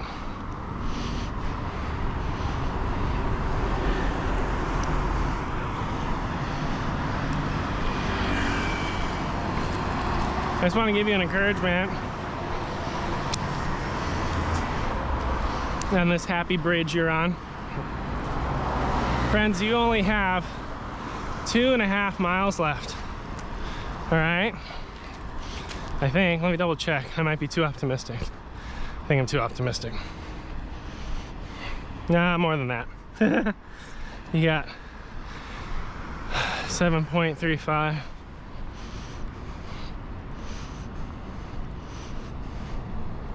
One second.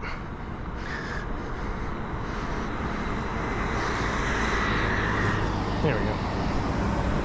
All right.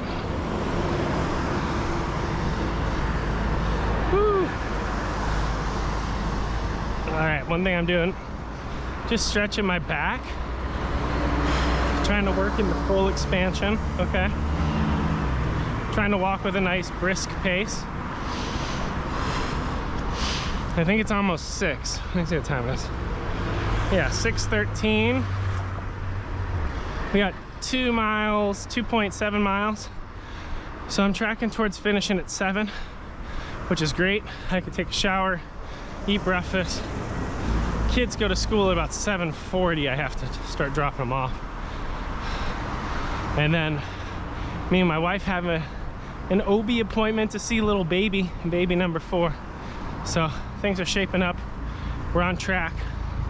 I think at the end of this bridge, I'll see if I can find a trottle again, because I'd rather hold 15-minute miles if possible as opposed to 20s, just based on life commitments. But the run will land where it lands. And again, we normally walk that last mile or so because of the water fountain or the vending machine, so we'll see. I'm gonna hit a deadlift. Oh, nice, good form, good squeeze on both cheeks. One more. All right. Trottle.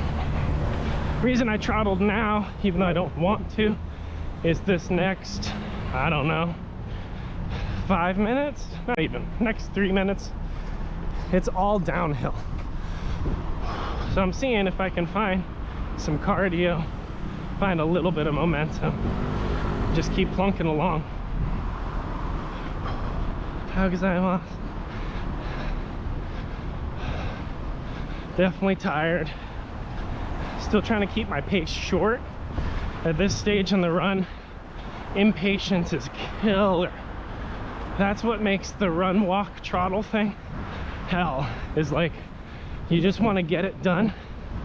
So you walk, then you try to run too fast, then you walk longer, then you try to run too fast, shorter, try to walk longer, and you just get caught in this vicious loop. This vicious loop where you keep running harder with less endurance, less distance, basically. And you keep walking longer. It just stretches the whole thing out. Like, it stretches out the suffering. So it is something to try to be super mindful of. By the way, Mount Fuji's right there in the shadows. I don't think you could see it because of the overcast, but this is the best Fuji view for free. When it's a clear sky, you can see a lot more. Woo! Best free view from my neck of the woods. And yes, I do live in the woods of Tokyo. Urban sprawl. All right. Running through the brush and crap. Oh look, people are finally waking up to exercise. About time, y'all. Where have you been? We've been hitting it for an hour and 45 minutes. Where have you been?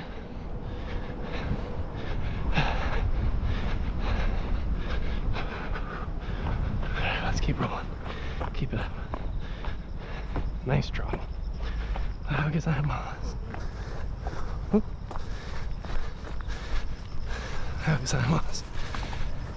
Man's got the perfect combo: morning cardio on a bicycle, smoking on a cigarette. Ooh, let me smoke on that too a little bit. Grabbed a little bit of that on the way. I don't smoke. I had family who used to. I still have family that does, I think. I do love this overhead train line. It's super aesthetic, but I hate it when I'm coming from that side because it's the same height as the Blue Bridge. So you're like, oh yeah, almost to the bridge. And then you're like, crap, nope, I'm almost to the train bridge. The real challenge is behind the train.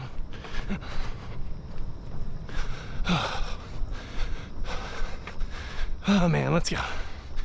We had a gooey packet. Now we gotta be 7.5 in. This could be the best run we've done in the program, friends. Like, from a pacing perspective, I'm super happy. I don't want to settle there, right? I could totally be like, hey, we did a great job. Walk it out, y'all. And I may. Walk might show up more and more. I feel like I'm able to settle into the trottle pretty well today if I'm disciplined with it being slow. That's the hard part.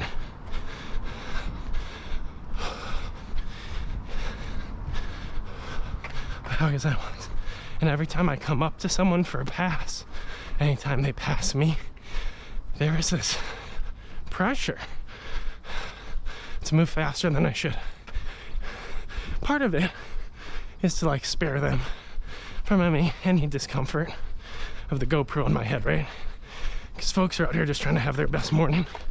Don't want to detract from that. Although we've seen some people smile, right? Not everyone.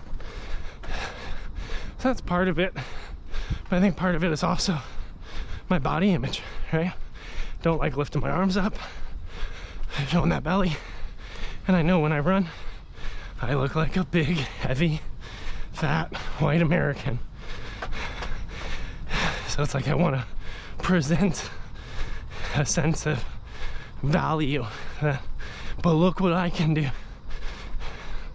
But it doesn't serve me for the full run. You gotta work into those feelings of insecurity. That's why I continue, friends, to pull you off of aesthetics. I want to be careful. It's not that you're not worth it, okay? Because for some of you, you may find massive shifts from this program in the way you think about food, the way you control yourself, the discipline. It all might be a home run for your body, and yo, you might get there, and you might push beyond. And I don't want to stop none of that. In fact, I'd be super encouraged by those stories. I just know many people in this program have done other online programs with clean-cut fitness folks. And comparison just murders people, man. It is so dangerous, so awful. It pushes people into eating disorders, pushes people into apathy that they'll ever make any measurable progress. So they self-sabotage and fulfill that prophecy. So I try to speak to the middle, all right? I try to level expectations, try to help you be reasonable, but still challenging yourself. And part of it, it really is a long-term mindset towards fitness, both for myself, where I'm at, but I'm trusting 13 weeks in, maybe, just maybe, you're starting to get it, right? But I keep repeating because I have to be just as repetitive with you as your YouTube, TikTok, Instagram feed is, right? How gozaimasu. Because everything in the world will push you towards comparison and then trying to buy products and programs that will promise solutions that you may obtain, right? Even through powerful personal testimony of like, this worked for me, guarantee it'll work for you. Yo! Hey! We're still holding a 15-minute pace, y'all. All right? That's normal. Normally the first 2 miles for me start fast. In this case, 13s. And then we find that sustain. So, great work. How gozaimasu. So, excellent work. Keep pushing.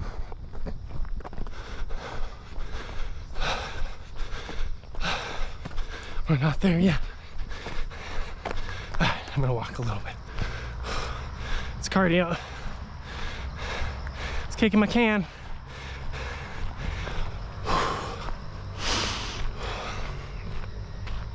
That said, man, form's pretty tight today. There's naturally, with any run, some discomforts, right? You see me still hitting those deadlifts. Right now I want to sit back on my heels, celebrate 8 miles. Okay, there's discomforts I'm working through, but holistically, right? Every week, stronger form, better core, and the aesthetics will come. I don't know why I'm drilling this today. I think some of you, I don't know if it's me or you, us, maybe we both just have an expectation from this program that we really have to throw away. Like, maybe instead of even an expectation, let's call it an elusive hope, right? Because a lot of times we think something will save us, right? Something will show up and save the day. Give you like a super easy example. Still talking about that projector. Remember that expensive projector I don't need that I want? One of the challenges I have with things, I like tech. Tech makes me feel good. Put in comparison, right? Some people have partners that like shoes and they have lots of shoes. Every time they see a cute pair of shoes, they're like, oh, that's nice shoes. If I buy those shoes, it'll be cute. And it'll go with this really nice outfit. I think I need these shoes. These shoes are what's gonna help me fill that deep-seated hole in my heart. It's a dopamine hit, right? Same way scrolling on my phone, which I spent like, man, this last week I burned a lot of time scrolling. Super aware of it. I even turned off my timers on apps so I could just go. Right, still got a lot done, but did finish the week like, oh man, I probably could have done a little better. I think it's true, I could have done better, right? But I gave myself over to that little dopamine hit. And I think even with this projector, there's a part of me that's like, just buy it. Can't afford it, Joe. Just buy it. Thinking that it'll give me the opportunity to spend more time with my wife. We'll watch movies and play video games in the basement. It'll be like super restful, chill space after navigating all the challenges of parenting and life in Japan. Make a little sanctuary space. It's an investment. These are all the thoughts. By the way, I still might buy it, but sometimes when I fixate on a purchase and finding the optimized balance between cost and quality, which is still almost always more than I actually need on any given tool, tech, widget thing. It's really a dopamine hit because it's easier to work towards that decision than, I don't know, doing my day job or putting on my shoes and running at 3:30 in the morning, right? This dopamine hit takes a lot more work. You are still working, friends. You've been at it for, at this point, over 2 hours, right? Where are we at? Exactly 2 hours, 55 seconds, 8.28 miles. Everything that we've done is small, well, it's enduring, long work for a long dopamine hit at the end. Like that feeling of accomplishment as we work towards an even longer term goal of a half marathon. But everything in our society pushes us towards smaller dopamine, little quick, easy hits. Flick, flick, flick, flick. And even the content I make, right? Like this little chat therapy you're getting with me. Have you ever considered during this program saying, oh man, I need to go run 6 miles. It's been a really heavy, maybe overstimulated week. Lots of stress. I know I have this goal I need to do. And I got a really cloudy mind. I know what day it is of the program. I bet I can just set a goal, run to the 3 mile halfway, run back, and do it without Joe on a podcast, wheezing and lamenting about his own life, without the talk therapy for me, without music. Maybe you can just trap yourself with your thoughts for an hour and 15-minute run. What would that be like, right? Probably be revolutionary for you. You're off your phone. You're not in the office being triggered by email and people running by your desk or factory bursting into flames or whatever it is you solve, right? Not the demands of family for that moment. It would be you making space for you, working hard, being diligent, having your eyes fixated on a long-term goal that you can stretch to even though it's hard, processing, and pop out on the other side, right? What's that person look like? And what happens when you bring that mindset into your job? I bet you would crush it. Some of my best days, I have a work from home office in the basement, and I have one upstairs when I have to float the kids. Like, some of my best days is when I forget my phone upstairs and I'm in the basement on my computer, forced to face the enduringly long, hard challenges. And giving myself the space to be undistracted, uncluttered, and focused. It's super hard. Creating those spaces for your job's hard. For me, creating those spaces for grad school is super hard. I'm gonna steal some water right here. I hope that thing tilts. Otherwise, I'm gonna get down on it. Nah, that didn't sound right. Please don't do that to a public fountain. God, that's been out too long.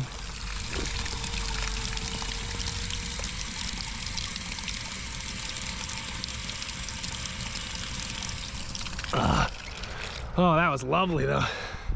Nice and warm. Yeah. It's so bad.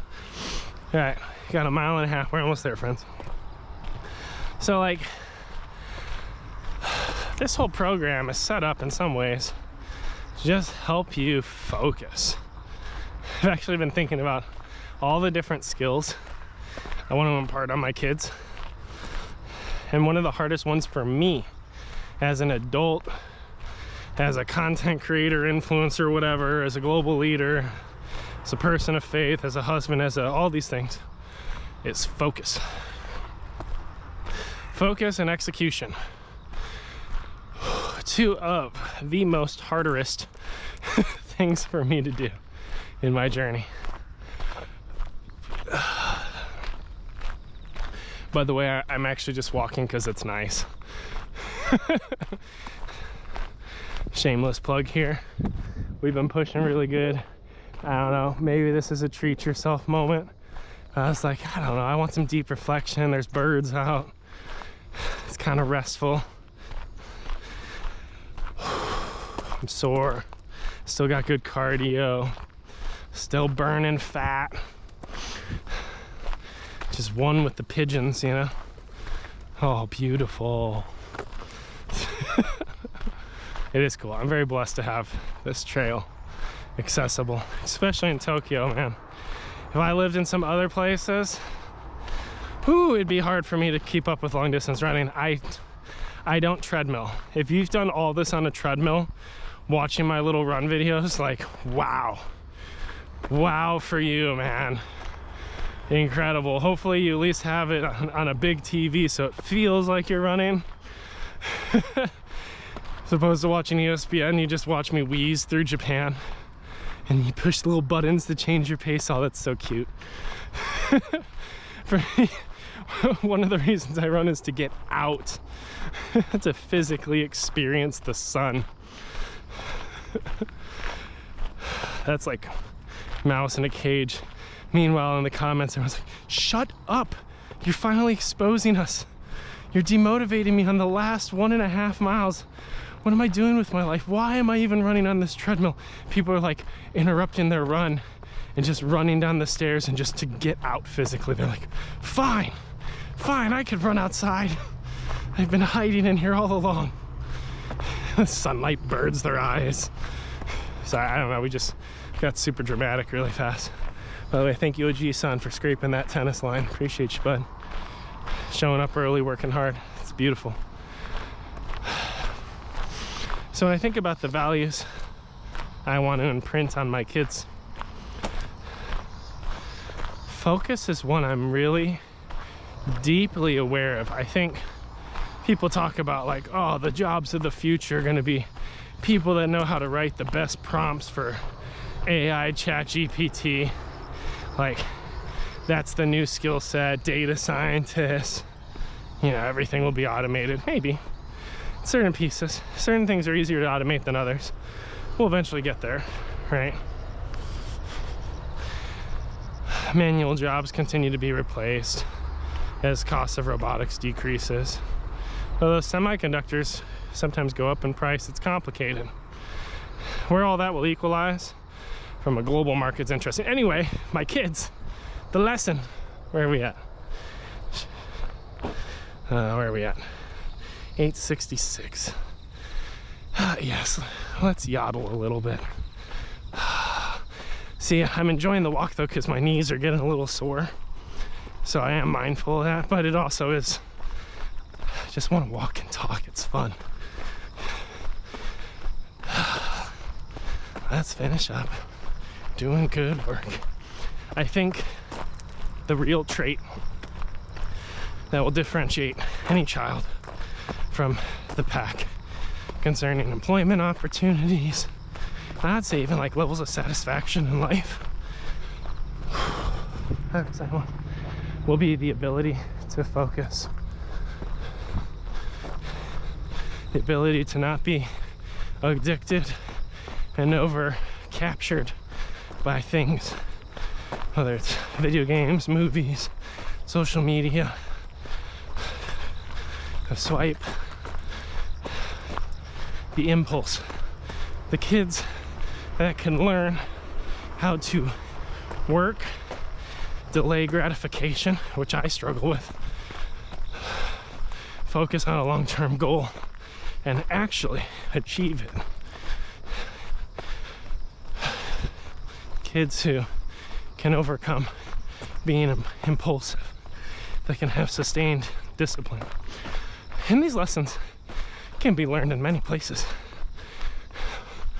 Some of you are like, yeah, wasn't that something you learned from your football coach? Yeah, I did. Football is all about delayed gratification in many ways. You put in the work, you out-prepare your opponent, ideally, you win. That's pretty cool. That's pretty neat. Seems like there's a lesson in that. But how are my kids gonna put in the prep, learn the mechanics of football, soccer, baseball, if I have an inability to focus, to create margin after dinner, to go down to the park and play some pickup soccer with them, which is not a rhythm or routine I have with my kids. We don't go out and play that way. And in Japan, parks are a little farther, a little harder to get to. You gotta plan more. So in many ways, like, that's not gonna happen for my kids if I don't engage and make it happen. So, step one of instilling focus and discipline in them is first finding it for myself and modeling it, helping them see how I schedule, structure my day, where I find my health and fitness and where they can find theirs. All these things imprint on your kids. And it's really never too late.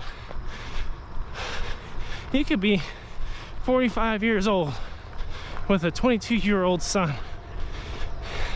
Someone recommended this program to you. You decided to give it a go. You know, it's been doing good, but maybe you had some hip issues, so you're on a bike right now. All right, let's just pretend you're on a bike. You went through the program, first pass, and you're like, hey, half marathon's still not doable, but I believe in the core, the back, the methodology. And I want to get there by 47, right? Call up your son. Call him up. Be like, hey, by the end of next year, how do you feel about running a half marathon with me? We'll train up for it together. We'll do this program. Yeah, I know you're in St. Louis. I'm in Chicago. I'll text you in the morning that I got it done. Let's just trek together. We could both track our miles, see each other's work. How cool would that be? And your son at 22, trying to build maybe his own family at this point, unless he's not married. Hey! 2 hours, 12 minutes and 52 seconds. Hey, that's huge. 16 minutes, 48 seconds per mile. 16:48 is still good. For mile 9, that's still really good. Friends, we're on the 1 mile marker left. Our stairs are right around the corner. Has our water bottle. I'm gonna make it. You know, but call up your son. Get him into the program. Do it together. And he'll be able to learn some focus, some delayed gratification, some discipline that maybe you and him lacked during the core parenting season, whatever the heck that is. Right? You're always a parent. You're just always learning how to adapt based on the needs of your children and adult children and the needs of your grandchildren, right? But maybe this will seed something in him that he'll seed into his own kids, right? That's multi-generational thinking. It's important. So I do think one of the most important skills is the ability to focus. And I will clearly admit it is a growth area for me. It is a struggle for me. And I do it to myself because I've chosen to step into these content spaces.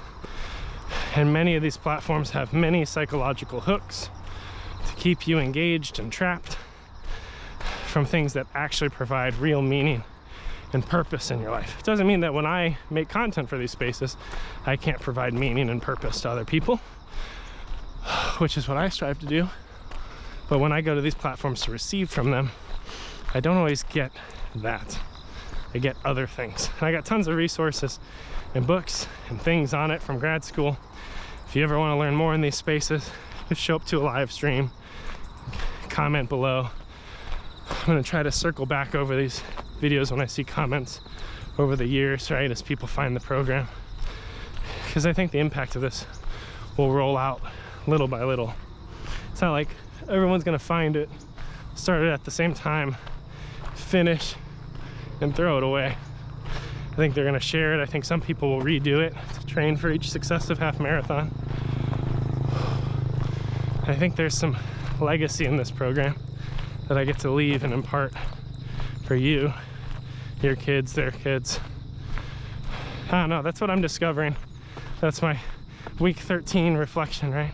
Let's jog up the darn stairs, let's do it. Whew. Now I will say, okay, I've been walking because it's nice. The weather's actually nice and mellow. Doing some deep reflection.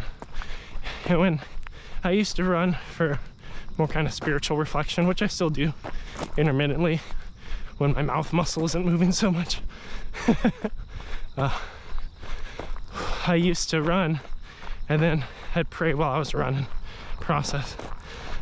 But if I started to discern something, you know, like a word from God about what I'm praying for or something, I would normally slow down or even sit, meditate, think on it, and then get back to it. So that's what we're doing right here. Yeah, that guy, he's over 50. Easy. The longer you live in Japan, the easier it is to age people. And while to you in the US, maybe you thought, hey, 31, nah, 52. Easy.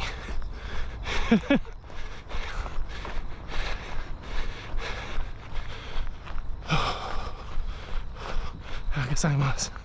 Oh, man. Come on, baby. Keep pushing, man. Hey, you're breaking through. You're past 9, okay? That's awesome. That is absolutely wonderful.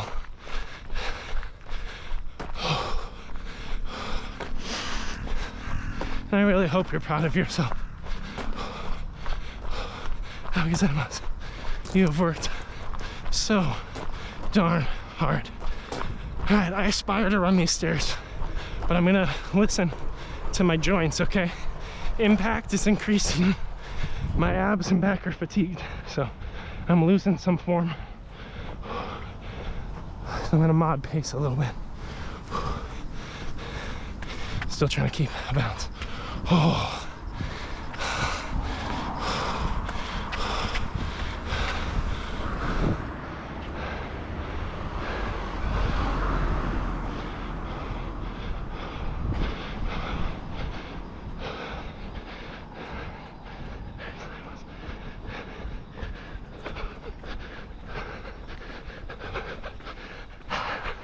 Come on, baby.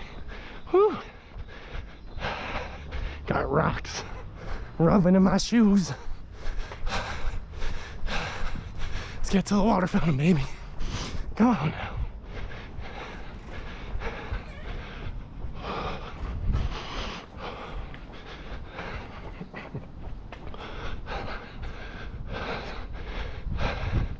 Come on now. Come on. It's right here. Tap off. Let's go. Let's go. Breathe.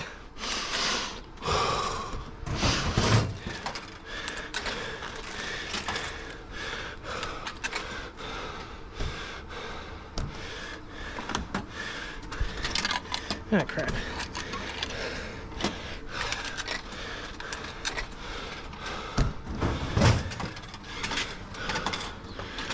Oh, man. First of all, you're doing great, friends. Keep jogging if you're jogging. You know where I'm at. You know how I'm finishing this. Talking and walking, it's a wonder. I got some good rub on the outside of my toe right now. Right side. Not funny, all right? Not a good time. Let me check. I think we're gonna be at 9.32. Let's see. Let's see how good. 9.39. Hey! 2 hours and 19 minutes.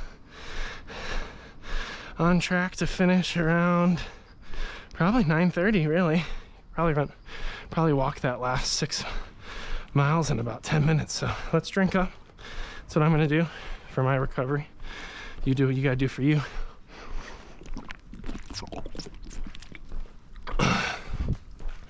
If you still need to end with a little bit of ego and run and sprint that last silly 100 meters. You sprint on, friend. And I promise we'll both finish the half together.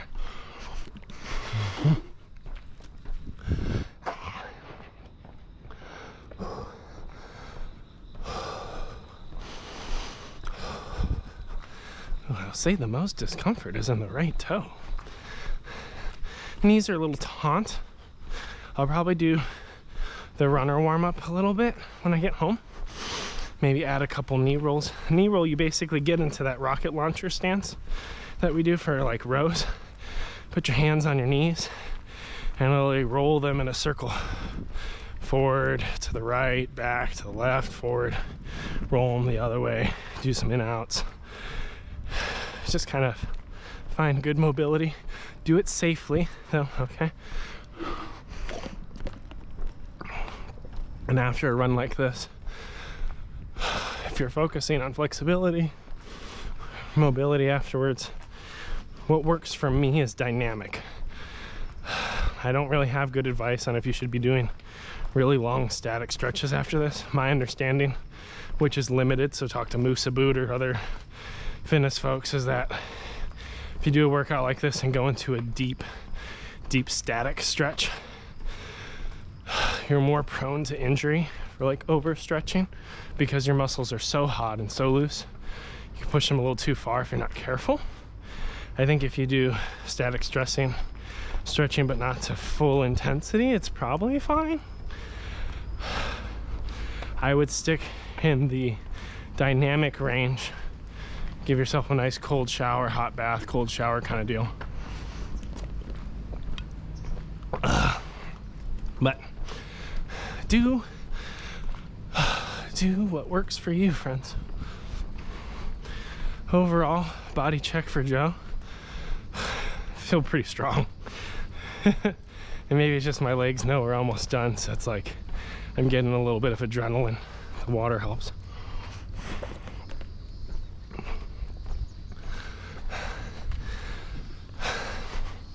We're approaching 7, which is when normal humans should be alive. You're like, Joe, it's 7 and I'm just starting. It's okay to be normal.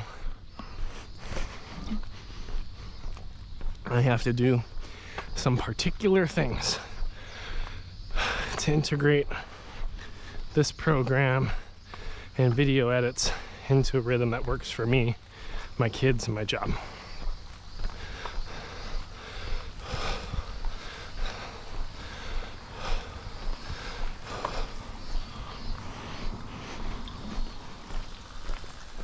Also, I've always chosen Mondays as the hard day, right? Because I think you get that psychological boost of zeroing in on the hardest thing and just accomplishing it. It forces that discipline on a Sunday night to prep everything and go to bed early, right? To move back your team meetings by an hour, to kind of bring people into your journey respectfully. And by the way, if you lead a team, you're starting out the week with 8 a.m. Monday meetings. I don't know, man. I just don't know if that's really the way anymore. I don't know, call me a snowflake, all right? Because I was on teams like that, and I showed up, and there's intensity that started right at Monday. But like, you make everyone come in locked, loaded. Where are we at here, friends? Oh, 20,000 steps. How's that feel?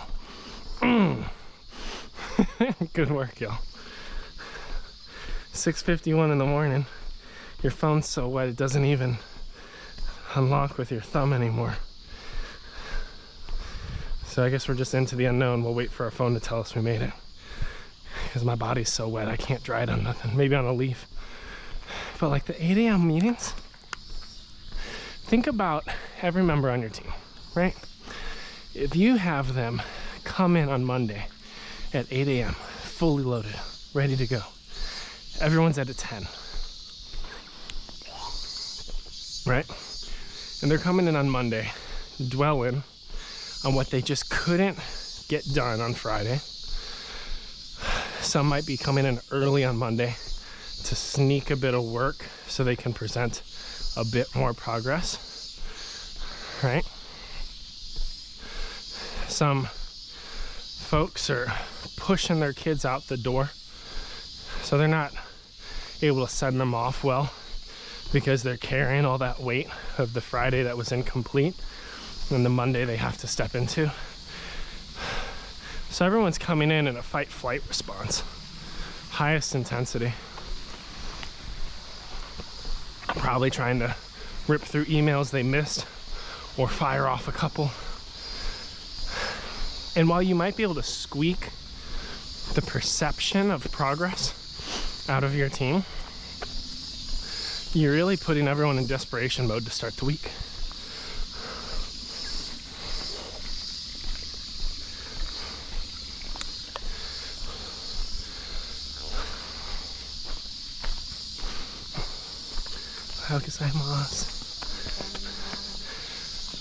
So when you start everyone off in that mode, what kind of tone are you setting for your team? Imagine your first team meeting is at 11 a.m. on Monday. What if you gave people the space to say, hey, I need that 30 minutes of margin on Monday to get the kids out the door?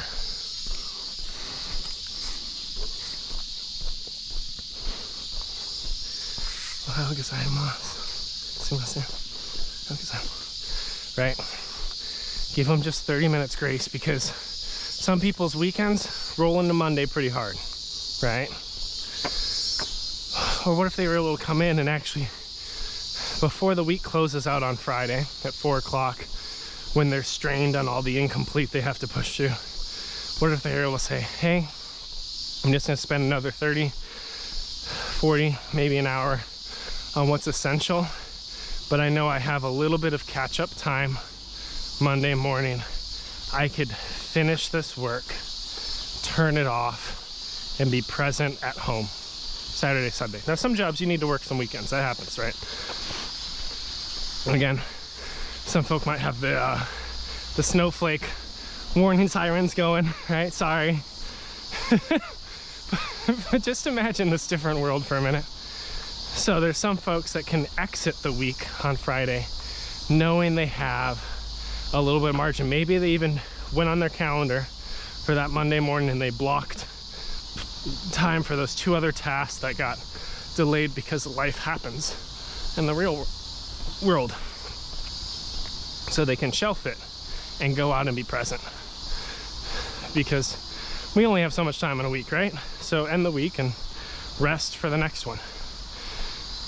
You know, and there's other folks that may come in and use that margin and they ended clean on the week and they're like, dude, I can start to push things forward, or maybe I can start to plan what's really essential for this week.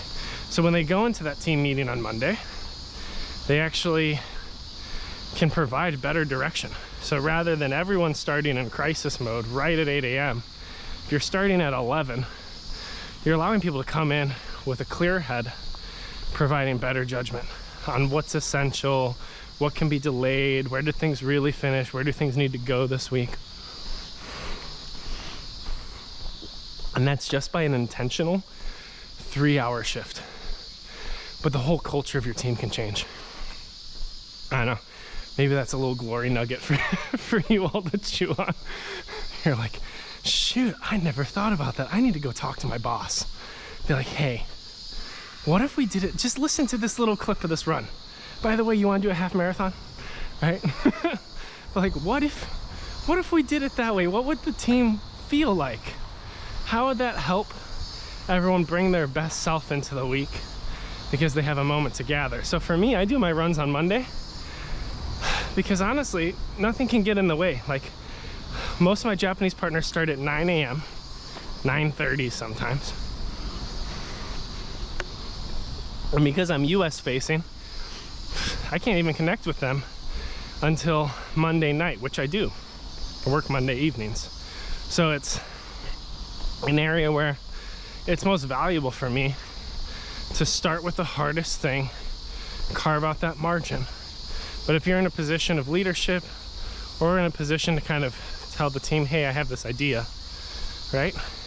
It sets you up for success. It sets your family up for success. And you could always wake up a little earlier on Monday and cut out a little sooner because you're tired, take a nap.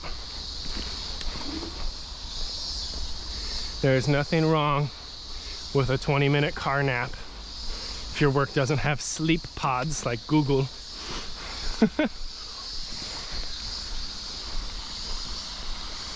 We're close, friends.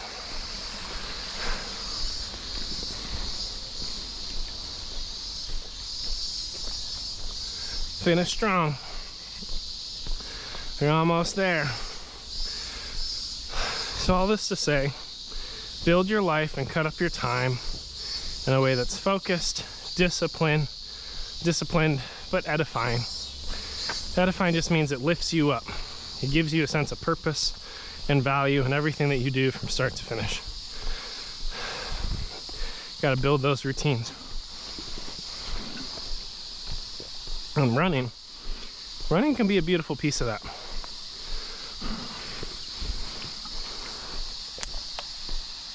Right? And after this, you might train for your second half marathon, a full marathon. You might be a crazy ultra marathon, or you might say, hey, it was a journey, I checked the box, never doing that again. That's totally cool. Total distance 10 miles. Mm-hmm. 2 hours 31 minutes and 49 seconds. Split pace 18 minutes 50 seconds. There we go. 18 minutes on the finish, that's not bad. So, I do want you to start thinking of the next. Don't think too hard, okay? Because we're not done with the main goal, but it's just like prepping for the next mile before you hit it so you don't stop. So maybe you'll find that 6 miles is a great sustained long run. You do it once a week, and then you do the strength workouts, right? Anyway, see you around, friends. Great work today.